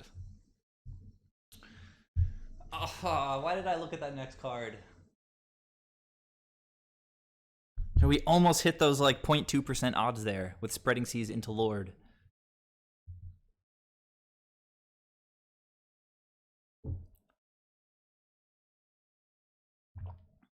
Literally just 1 card off. It was Spreading Seas, land, Lord. Like, even if it was Lord Spreading Seas, we would have lost. But it was Spreading Seas Landlord. Ugh, terrible. So while we're waiting for an opponent, I can once again thank you all for joining me. If you like Merfolk or Soul Herder, or both, you should follow me and my channel because I play both of those decks. Sometimes badly, but usually pretty well, I think. I have a fancy sponsorship now. If you look over to the side, Team Card Hoarder feels good. Yeah, this is a keep. It's a weird keep, but we're gonna keep it. It's got 5 creatures.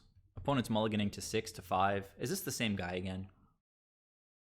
This is like 5 matches where we just get like turn 1 Elvish Reclaimered. Opponent is mulliganing to 3, which makes you think it's like Neoform or Tron or something obnoxious. Alright, opponent, you've mulliganed to 3. How are you going to beat me? Reveal your ways, because I'm here to lose to nonsense tonight. Hey, alright, at least it's not a map. I don't even know what that means, Ferdy. What is an affiliate link? I have so much to learn about Twitch and all things Twitch. Spreading Seas is a good one, but we cannot play that yet. I'm just predicting like 3 lands, turn 3 Oblivion Stone, and just like go to hell Merfolk basically. I think we play our second Vial here. No, I think I play the second Vial next turn with extra mana. I think I attack here.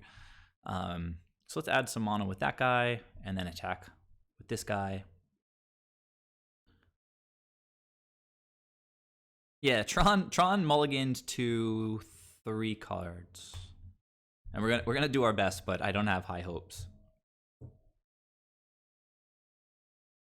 So Ferdy, what is an affiliate link? Please fill me in. I would love to become better at this stuff.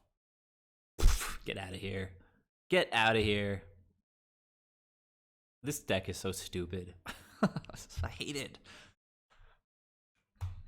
Island, please, off the top, one time, deck. I have so many blue sources. I literally, every other land in the deck is a blue source. I only have 3 Ether Vials. God damn it. So if the opponent casts a Karn, we have another turn because with Karn on the stack, we can Vial this guy in. And Karn can't resolve one of its abilities because it targets us no matter what. So let's charge up one of these Mutavaults again. Jesus, am I gonna get punished like for keeping a solid hand and Tron mulliganing to 3?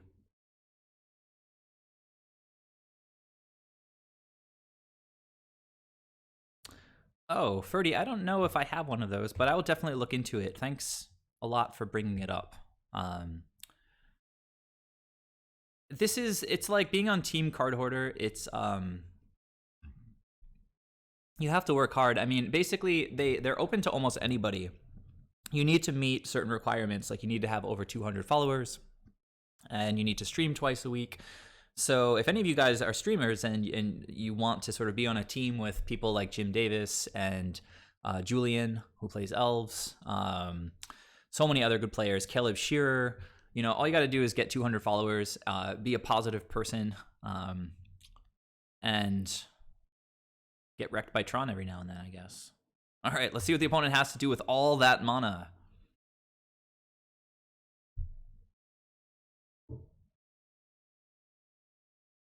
All that mana.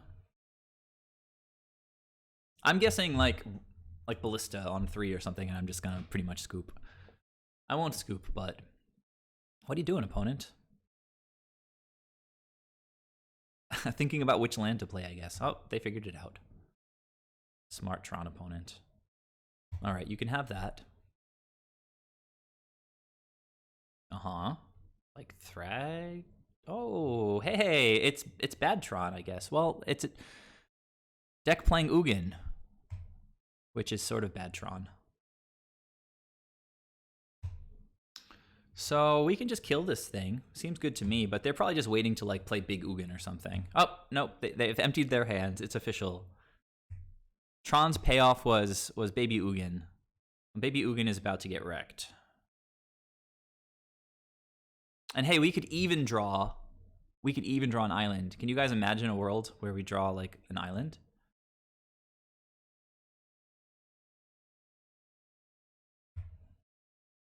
I'm not even picky. Like, it doesn't have to be an island. It could be a Wanderwine hub. Actually, I am a little picky. I don't want it to be that tap land, Seachrome Coast. So don't give me a Seachrome Coast deck, please. Please.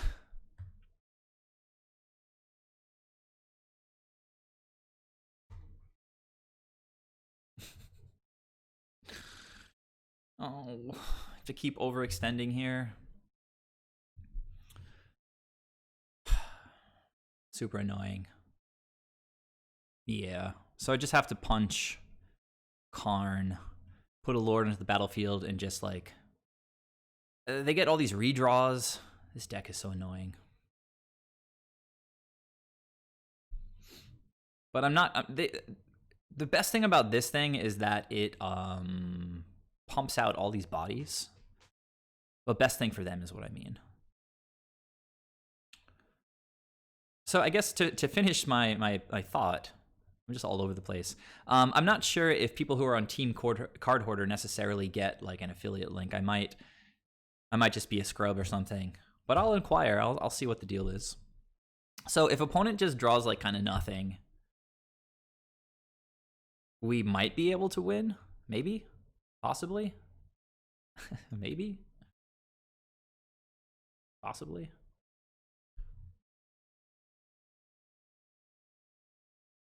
Oh my god. Get out of here, opponent. Alright. Whatever. Mariner not on the battlefield trying to counter things. That's so annoying.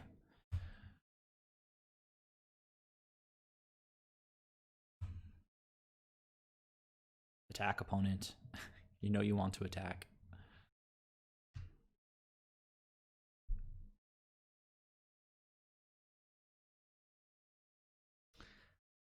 And this is like a card that like the opponent just gets if this thing dies. So if I vial in Ben and get at Karn with like everybody just to kill him, they get to block with the spirit and get a card that I'm pretty sure they know what it is, right? It's just manifested basically, right?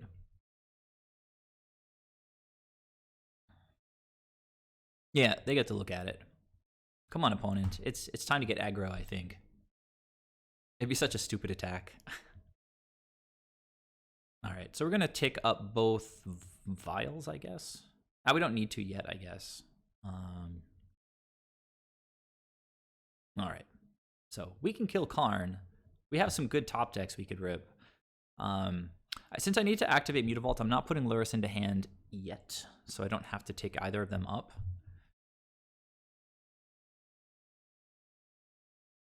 I can't believe I'm just getting like crushed by Tron on a mulligan to 3.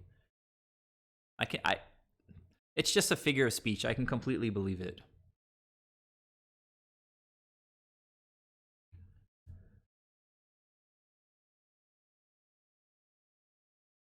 Blue Source.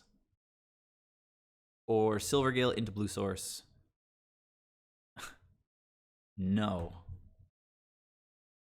Oh, Blue Source. Oh my god. I can't catch a break here. This is ridiculous. All right, so I need to kill Karn. I need to give the opponent a card in their hand. Actually, they could just eat Ben, which is kind of stupid, but you got to do what you got to do.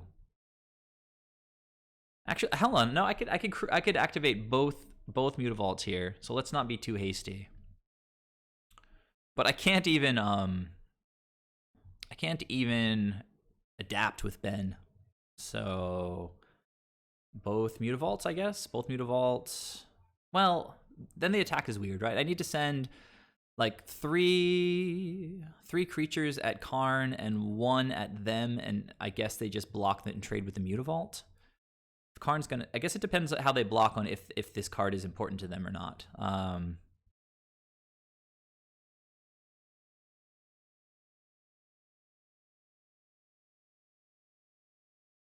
So I can attack now and kill Karn.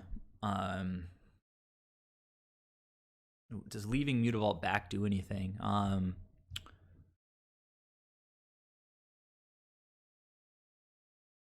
I'll just leave Ben back. That seems okay. Like, kind of force them to not have the option of eating Ben.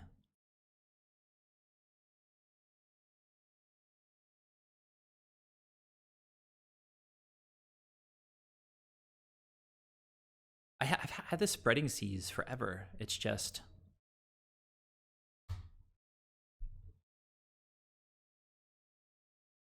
So they have like an Ugin the Spirit Dragon underneath this 2/2.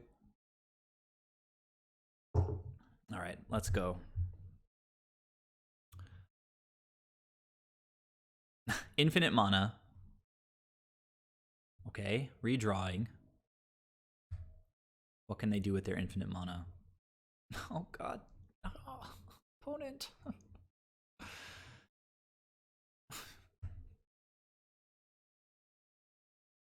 Lord lets me kill this thing off the top. Oh, they're just dealing damage.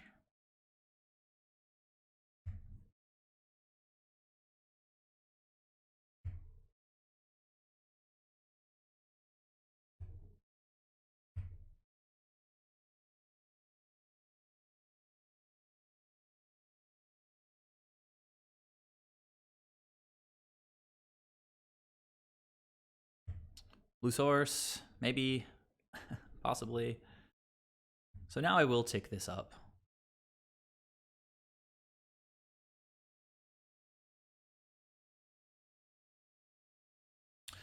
That doesn't do very much in this spot.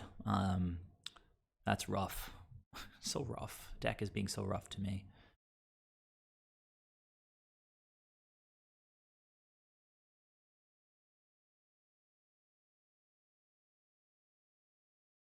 But if they -2 here, I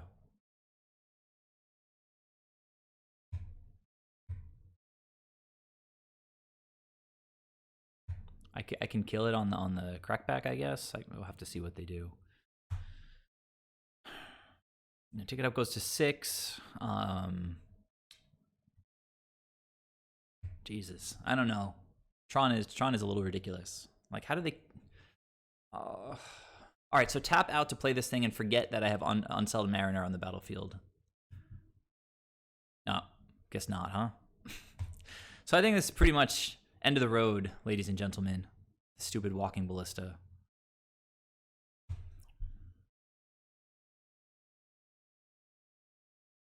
Oh, it's so painful. Whatever. So 2 Ugins, walking ballista, infinite mana.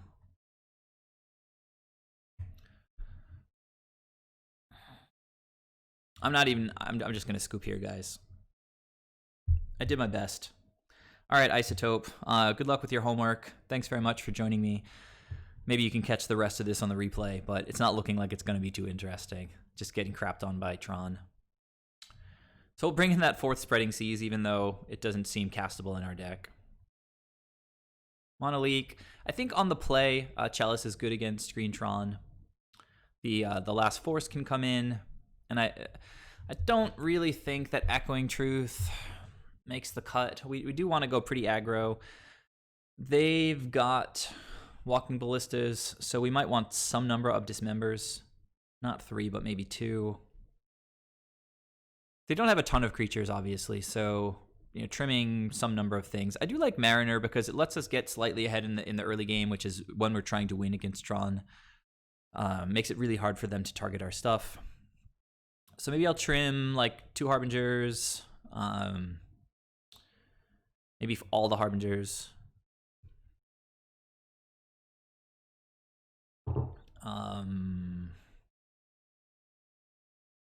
Since I've got the Mariners, maybe I can trim 1 more Dismember, just keep 1 in against Ballista. And I don't know. Maybe I'll trim 1 Silvergill Adept against Ballista, just pretty bad. I don't know. Like Lords, Tricksters to end step, get things on the battlefield to try to kill Planeswalkers. I just got beaten on a mulligan to 3 easily. Like, it's just so stupid. I hate it. It just burns my soul. All right, we can keep this. We can keep this. Opponent mulligans to 6. Doesn't matter. Mulligans to 5. Doesn't matter. Mulligans to 4. Doesn't matter.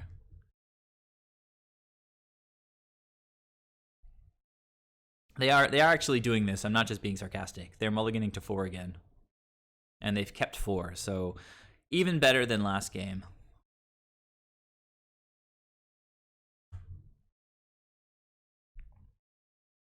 This seems like a hand that can beat Tron, maybe. I also have a policy at this point of never ever forcing maps, even if they like mulligan to 1 or whatever, because like I just want to force their payoffs. Like so many of their payoffs are creatures, and it's just not worth forcing a map. The forces are too valuable. Now we can start leaving up Hardcast Force, which is kind of nice. If they don't do anything, we can adapt Ben. But really, there's nothing I want to pitch at this point. So it has to be a second Tron piece, if not a third Tron piece.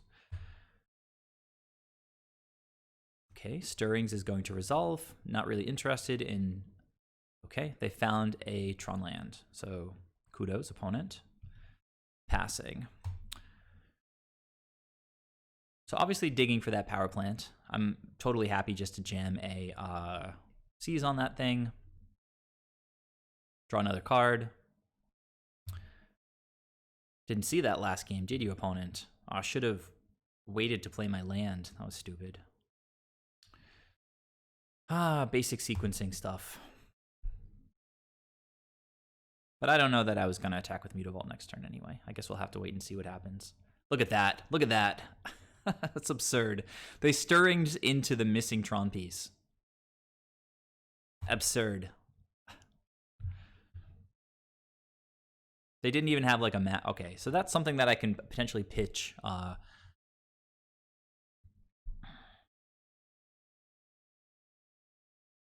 With Ben. So I just play the Mutavault. Can't activate it yet. Definitely just going to attack with these dudes. The question is whether I want to leave up Hardcast Force. I think I can roll the dice and just play Mariner and leave up like Sketchy Force. Because if we play the Mariner, we have lethal next turn. I think. No. Still not. Still not. It's just 8. So they're at 10 now. So it doesn't change the clock. Next turn we crack in. I guess if I draw a Lord. If I draw a Lord, it's lethal anyway. Or it's not. It's not. I'm just messing the math up all the time. It's just 9. So Mariner is oh, well, you know, I can, like, if I draw a Lord, I can adapt Ben and activate Mutavault. It's possible I should have adapted Ben just then. Yeah, probably should have done that. If I'm going to play Mariner, I should have done that. That was stupid. Whatever. I've got the Mutavault, so we should be able to get in some kind of attack. We can counter something on their turn. If they've got a Ballista, they can't really do anything around the Mariner. All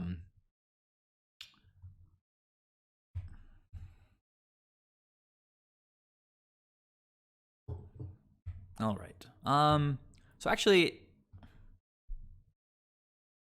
I think I do have this, right? I've got 3 plus... No, I don't have it. All right, so the opponent did nothing. Feels good. I do want to adapt now. I could even just keep the land, attack with Mutavault, and hold up Force. I guess the deck is going to help me with the decision. Yeah, look at that. They really wanted me to have a land here. They wanted me to have a lot of lands here. Oh, wait. I do have lethal. I'm just being stupid. I'm thinking... I'm thinking too much. I'm thinking they have everything when they don't. They can't possibly have everything. All right, so easy game. Opponent did mulligan to 4. We had some blue mana. Maybe they have like a Dismember or something that I get to. But the Dismember doesn't do anything here.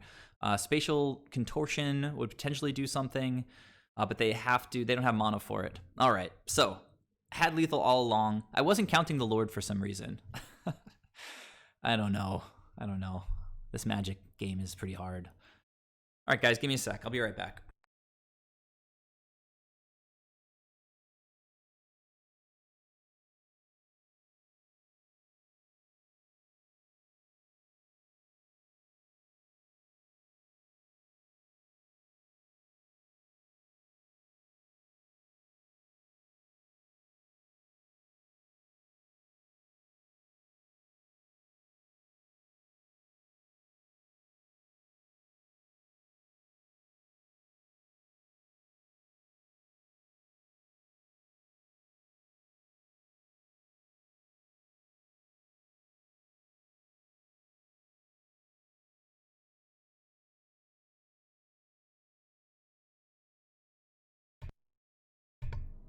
I don't know if that was muted or not. I feel like, well, maybe you guys can weigh in on this. What do you think is better against Tron on the draw? Echoing Truth is cool because, like, if we're sort of in a weird situation with our mana or sequencing, and they get ahead and they cast a Planeswalker and we have a counterspell, like we can bounce the Planeswalker and then counter it like on the flip side. But Chalice it hits a lot of their stuff, so like I'm sort of fine just trying to hide behind Chalice on turn 2, even though it's super slow. Like I play Chalice on turn 2, they untap and they play Karn or something is ridiculous. Maybe it's just too slow. So I take out 2 of the Chalices, maybe 3, bring in 2 Truths and get the Adept back in the deck. You know, if they play, maybe they play Thragtusk, in which case Tidebinder could be okay. It's kind of sketchy. I mean, we already have Tricksters and Island Walks, so yeah, all right, we'll try it like that. We're hoping that the opponent mulligans again to 4 or 3, and that we get some cards that we can play, maybe 1 or 2 blue sources. But did you see what they did last time? We have to keep this, which is unfortunate. Opponent's starting with 7. Yeah, I mean, we have to keep it. We have to try to draw into forces and things like that, but it's not going to get much better than this, I think.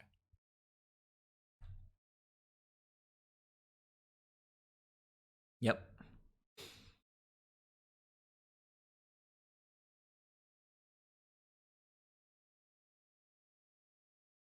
So infinite Merfolk in our hand, but we are behind on lands and we have no interaction that matters right now. Opponent's going to hit their turn 3 Tron, and we have right now to draw something good like a force or a Mono Leak or something. Blah. I do have Silvergill as a redraw, I guess. I also had Ben as a redraw. You know, if I'm trying to play around the turn 3 Karn, again, Mariner actually does that pretty nicely.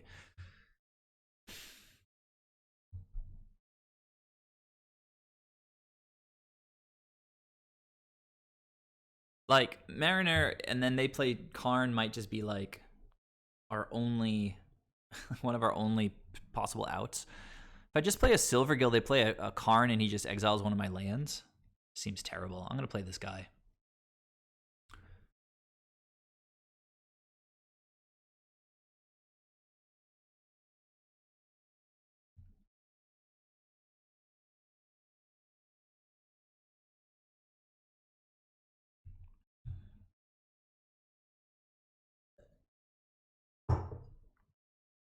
All right, so actually praying for the Karn and the punt. Hopefully they tick down Karn. Forget about Unsettled Mariner.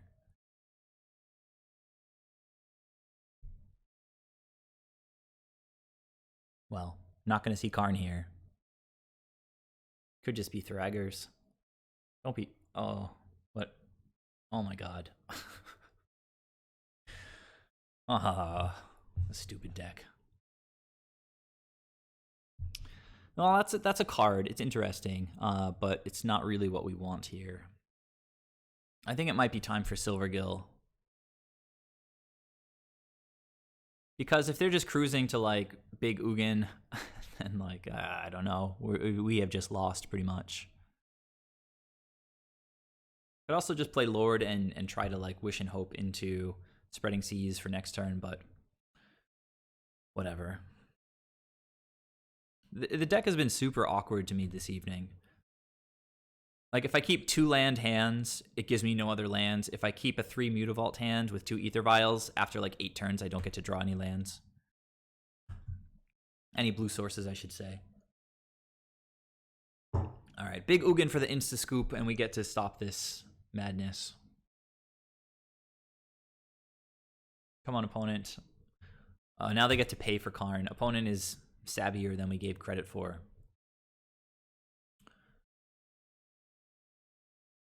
So if we draw a force, I can bounce the Karn and then force the Karn when it comes back down. Kind of cute that they can't attack with Thragtusk. I can kill Karn now. That is interesting. That is interesting. So take them off of Tron or just kill Karn. I think I have to kill Karn right now. Like, right now. Right now. The hand is just so backed up. Ether Vial would have made this hand kind of nutty. But this just means that they're going to play, you know, another massive, like, 10-drop next turn. Karn should give your stuff back if you kill him. That would make it more balanced. Okay, 2 more Thrag Tusks. Wormcoil is kind of whatever. Huh. You got it, opponent. 5 damages to my face. So backed up. I need to play Spreading Seas. This is so dumb. If I draw a blue source, I can just play Ben, but the deck, seeing how it's been going, is not going to give me what I need. Oh my god, it's so ridiculous. So obnoxious. Like, I could just be misplaying, like not really paying attention or something, but what do you got? Nature's Claim for this? Why not? Oh my god. Guys, make it stop.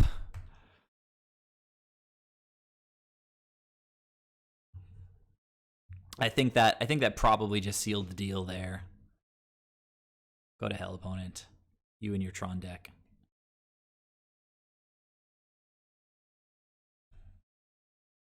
They wilted my Spreading Seas.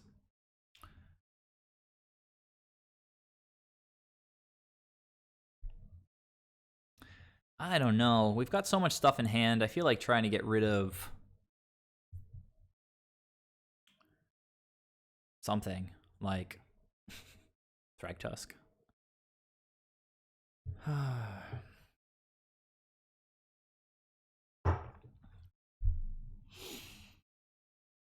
I'd rather just kill Thragtusk and get the stupid token on the board than just like chump here, I think. So I'm going to do that. Badoop and Badoop. Take your token, you filthy animal. 2-for-1s for days. Opponent continuing to gain life with Wormcoil Engine.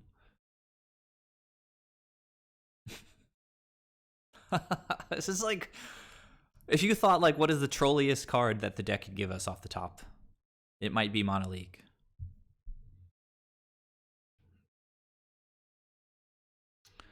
So now we just tap down the Wormcoil and trade a Trickster for the Beast if they still get in.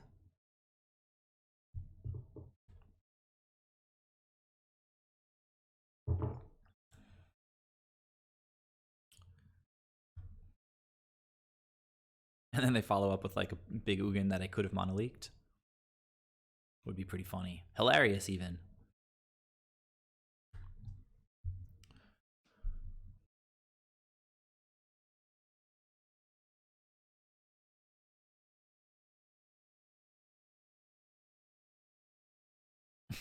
Okay, so Blast Zone.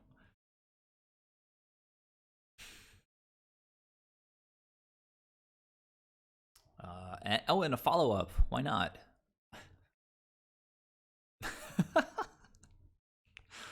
I guess this is This is Tron when they keep 7 cards. So stupid. Okay. All right. Chin up. Chin up. Bounce the token. Still can't kill Karn.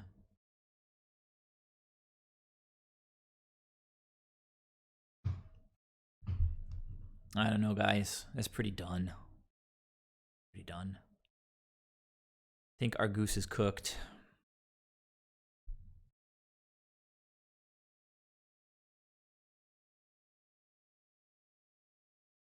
Like, I don't even have enough mana here to Echoing Truth the Karn and try to mono-leak him or something cute like that. So, activating Mutavault doesn't do anything. They wilted our only Spreading Seas. If that was I don't know. We just drew a land, but if the last turn was a land, we'd have so many more options here. Like Lord is the only thing that gives me like a chance at killing this, but that's why they leave the beast back, right? So they would trade here. Karn could even buy like minus on the Lord attack for 6. Things are just super gross. They've got the blast zone, but you know I'm gonna fight.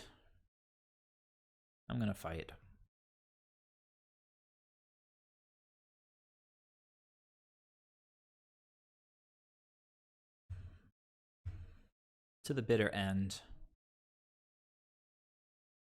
This should be unblockable, but it's not because the opponent sideboarded very intelligently.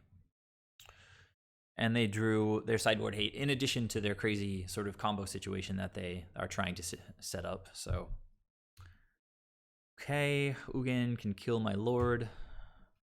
Both either of these planeswalkers can get rid of this. Doesn't really matter. Hey. So sequencing, I don't know, Mariner's sort of unnecessary, not going to think too hard about it.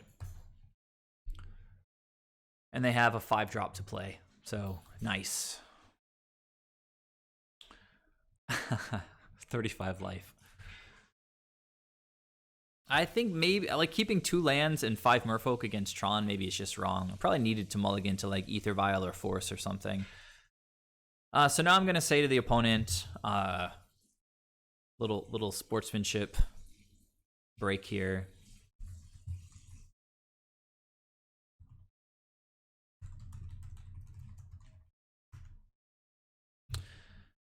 And I'll just scoop. Okay, so against the aggro deck, they ended at 41 life, which is just frankly embarrassing, but whatever. We lost to the mulligan to 3. We can't blame anybody but ourselves and our deck.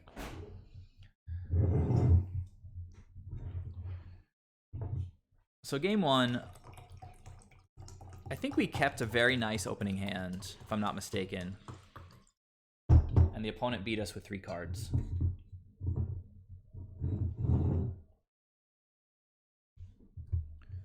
And we completely just stomped them in game 2.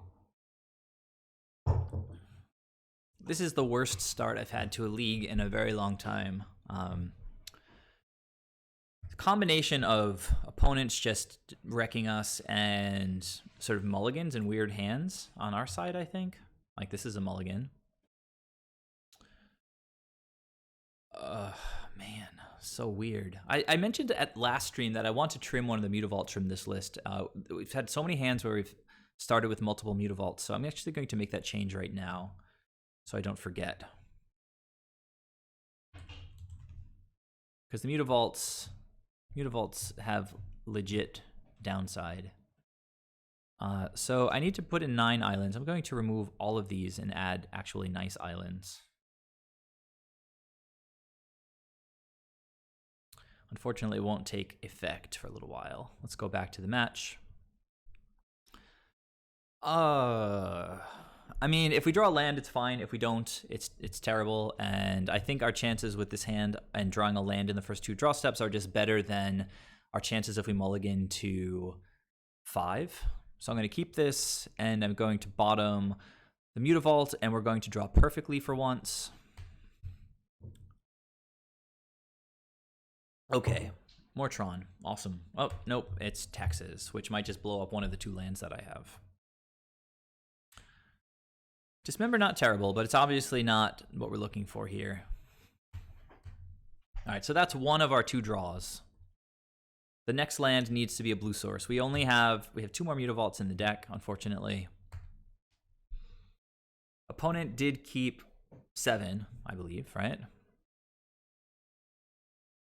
No, I'm sorry. They mulligan to 6. Charming Prince. Is this like some... I don't know. I guess... Oh, it's like Eldrazi Displacer kind of interaction. They went top. Continuing the beatdowns. Well, we drew a castable card, which is better than nothing. But we still need One of those blue land things. Oh, it's like we sideboard this out in this matchup. Like, can we just not draw straight garbage, please?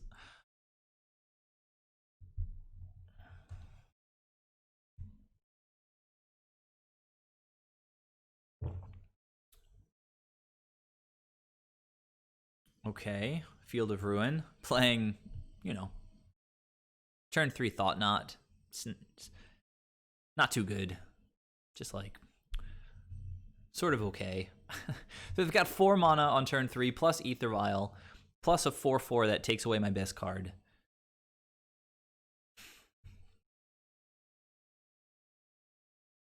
And they went top, so they've got more gas coming. All right, I'm just scooping, guys. I can't take it. I can't take it. So we had, what, 3 or 4 draws off the top there, and none of them were blue sources? I guess it was 3, because we're at 50 cards right now. Like, I could have adapted, but then I can't play anything this turn. All right, so we take out all of those stupid forces that we didn't want to draw. We bring in the extra Spreading Seas. Echoing Truth can be okay in the matchup. Monoleak can also kind of get them, I think. So I kind of like Monoleak. It's sort of like Deprive in the matchup. I think we do bring in Deprives. Is there anything that's not great in the deck? I think Unsettled Mariner is quite good. We just need to find a hand that has like lands and Ether Vial and some spells or something. So what are the 2 worst cards here? Maybe I trim 1 Monoleak. It's not that amazing.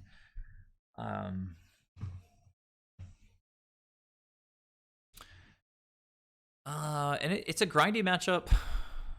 So, I mean, Ben's Adapt is probably going to be pretty clutch.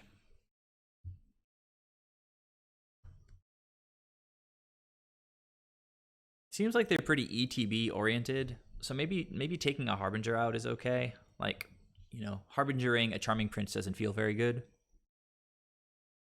And we'll sort of see how it goes.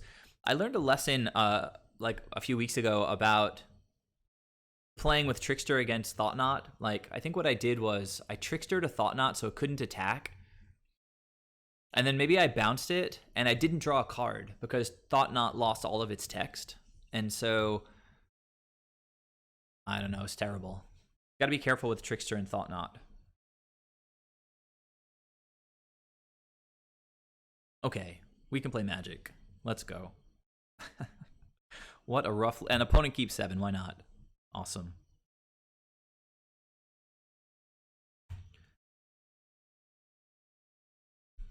How are you guys doing in chat? Are you feeling the pain like me? Are we gonna get turn 2 Thought Knot seared? It feels like it. Definitely feels like it.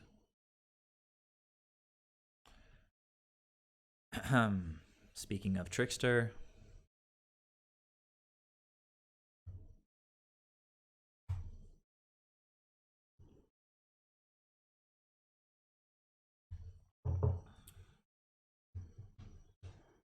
Do not play another Eldrazi Temple. Okay, thank you. Thank you for having mercy, opponent. Okay, Charming Prince, I can deal with that.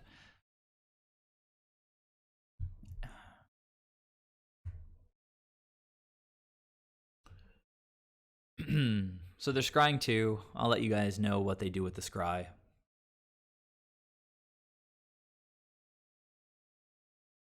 They went bottom this time.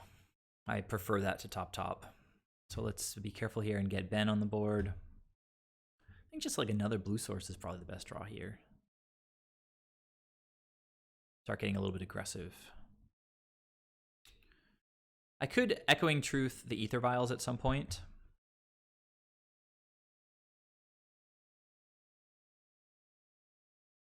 So Monoleak's kind of cool because it sets us up to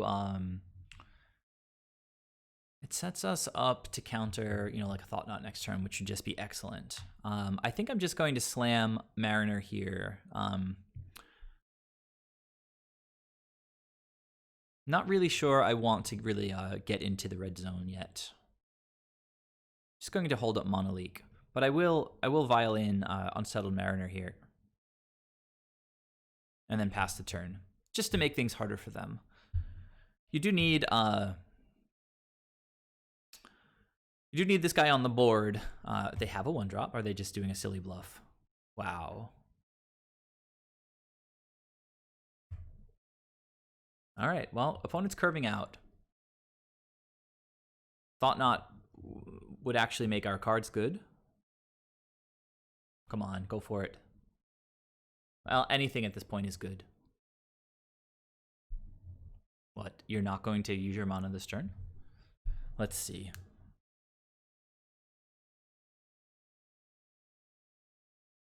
Giver of Runes? I don't know. Just a little bit rough in this spot. Thinking about their sequencing. Gotta use the Mana Leak while the Mana Leaking is good. Mana Tithe would be in keeping with this evening's theme.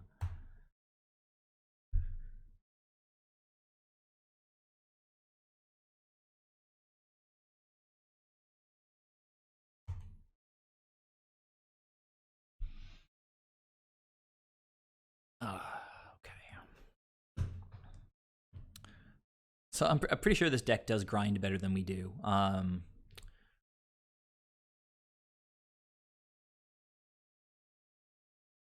Just gonna put Luris into hand. I don't have attacks here.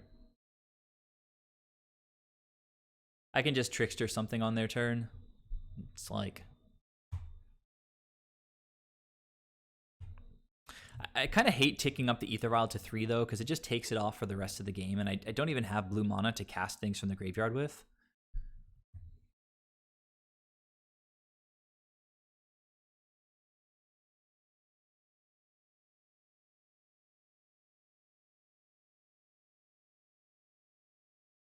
What could this be? A Flicker Wisp or something?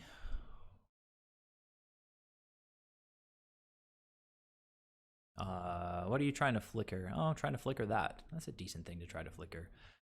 It's fine. I don't think we weren't going to tick it up anyway.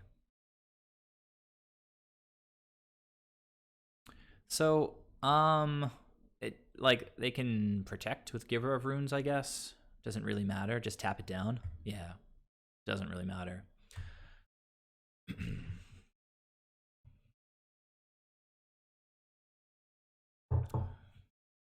All right, so at least Unsettled Mariner is like kind of sort of doing something.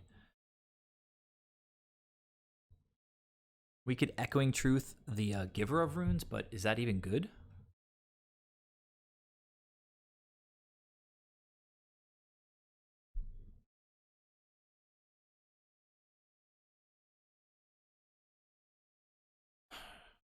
You know, like we need Spreading Seas and Lords, but those things are so far away. I could just adapt. But, you know, Shields down here, I can actually get their Givers off the board for 1 turn, but they just put them both back on the battlefield next turn. It's pretty rough for us, having 2 Givers, right? Because they can just kind of protect each other forever now if I let them untap. Like, the play here would be Echoing Truth this one. They can't prevent it. And then what am I doing? They're going to give this pro blue, and then do I get in and just kamikaze one of my creatures?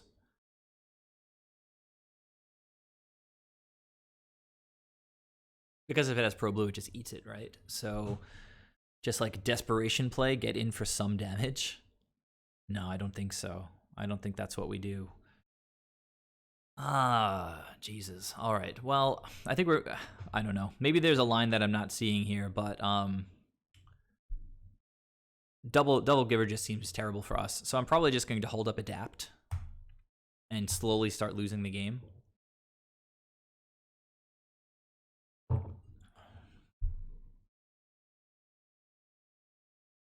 I just can't get off the ground in this league. It's been quite frustrating.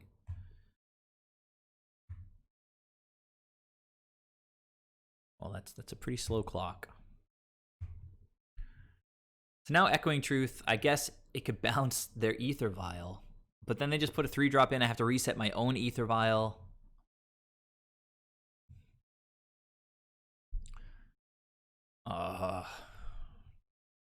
They're going to blink my Ether Vial again. It's pretty stupid. Um,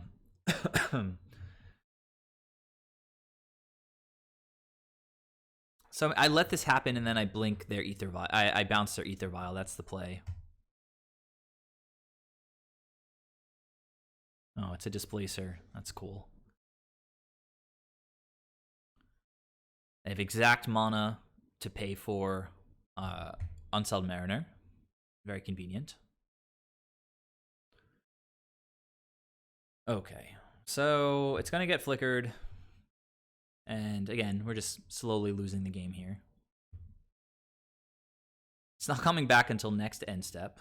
Just ridiculous.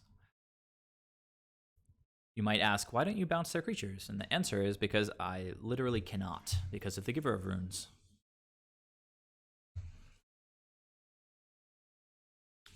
Land is not the most terrible thing in the world, but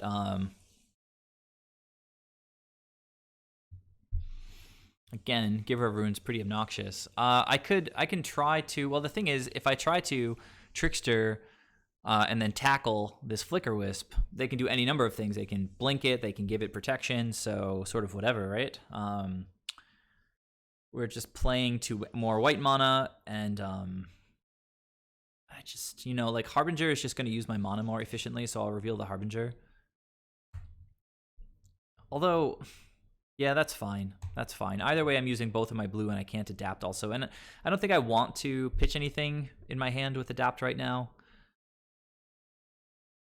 So opponent just gets to keep blinking my Ether Vial if they feel like it.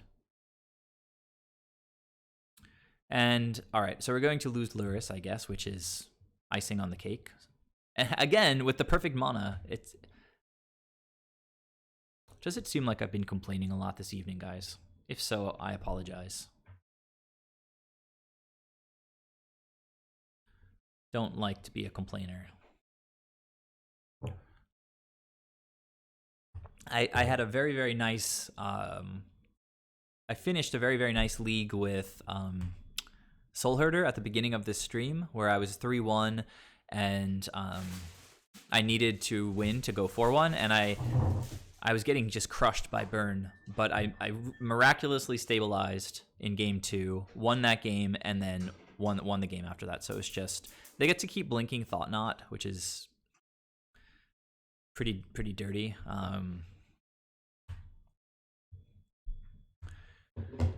So if I just try to think through, what we can do here, it's very little, and I might just scoop, guys. I'm not going to waste anybody's time, because if I ever get Spreading Seas down, they can just blink Flicker Wisp and this just blink their land.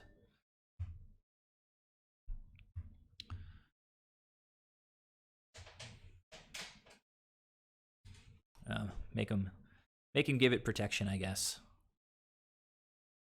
Let's see if they do it before or after blocks.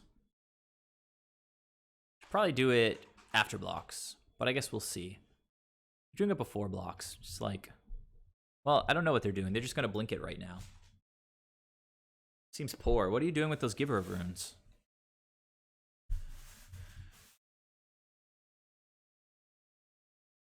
Are any of you guys still with me, or are you all just like off doing other more productive things than watching me lose? Charming Prince for value, rubbing it in.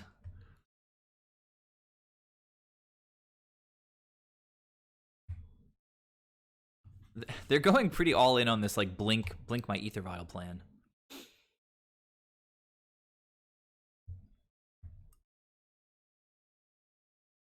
All right, Ferdy. Thank you for sticking around. Okay, hey, you're going to blink my Ether Vial again.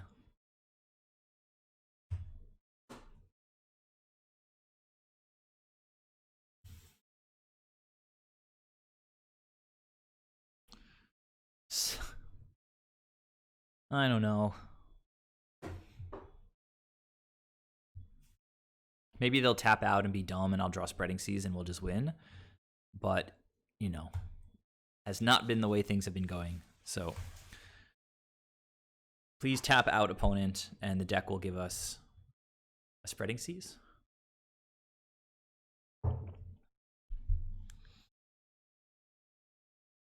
Yeah, washing dishes. Nice. I was watching Magic while washing dishes just yesterday.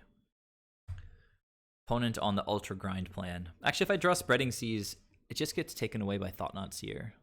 But it could get replaced by... So blink your Thought-Knot Seer. Or don't. Now they're just leaving mana up, so it doesn't really matter. Like...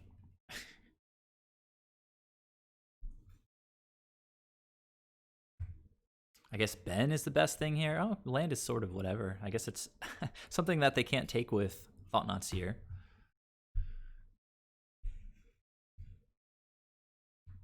I guess in theory, if I play really, really fast, the opponent could just... But they're getting in for 3 in the air every turn. They're just doing what they love to do. They're slightly ahead on the time. They're outgrinding me. They get to start blinking this thing for value. I guess Charming Prince. All right, guys. I think I've had enough. Yeah. So let's go ahead and concede here. Starting the league 0-3, I'll finish it. I'll finish the league on my own time because if you finish 2-3, you get back, $5 basically. But Jesus, just like getting like kicked in the throat like over and over again tonight. Just really, really rough. Okay, so anyhow, thanks a lot for joining me, guys. Hopefully some of you caught that match with Soul Herder to start off the stream, because it was one of the most exciting matches I've played in a very long time, maybe ever. That second game was wild. We went down to 1, gained a little life, went back down to 1 again. It was absurd. So if you didn't catch that, make sure you watch it on the replay. It's just Soul Herder against regular old Luris Burn, but it was excellent magic. But I'm gonna sign off. Actually, you know what, guys? The 0-3 with Dredge, interesting. I'm gonna try to find somebody who's on the Card Hoarder network, and maybe I'll just send you like 4 viewers over to them. So let's see who is online right now. I have to check the sort of team page, I think. So bear with me for a second, please. All right.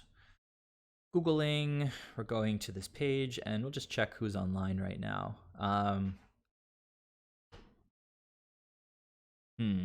That's not what I wanted to do. It's ridiculous. I don't want to go to the app. I want to go... Let's see if I just type this in. Twitch.tv/ there we go. All right, this should take me where I'm looking to go. Okay, who do you guys want to watch? I think Evaros. I really like watching Evaros. So if you guys are sticking around for a little while, please say hello to Evaros for me. Just let me go ahead and type in the raid here. Every time I send some of you viewers to other streamers, just helps exposure a little bit. Once again, really appreciate you guys tuning in and sticking with me despite the super rough beats tonight. You have a good night too, Ferdy. Everybody else have a great night, and again, please say hello to Evaros for me, and I'll see you soon. Bye.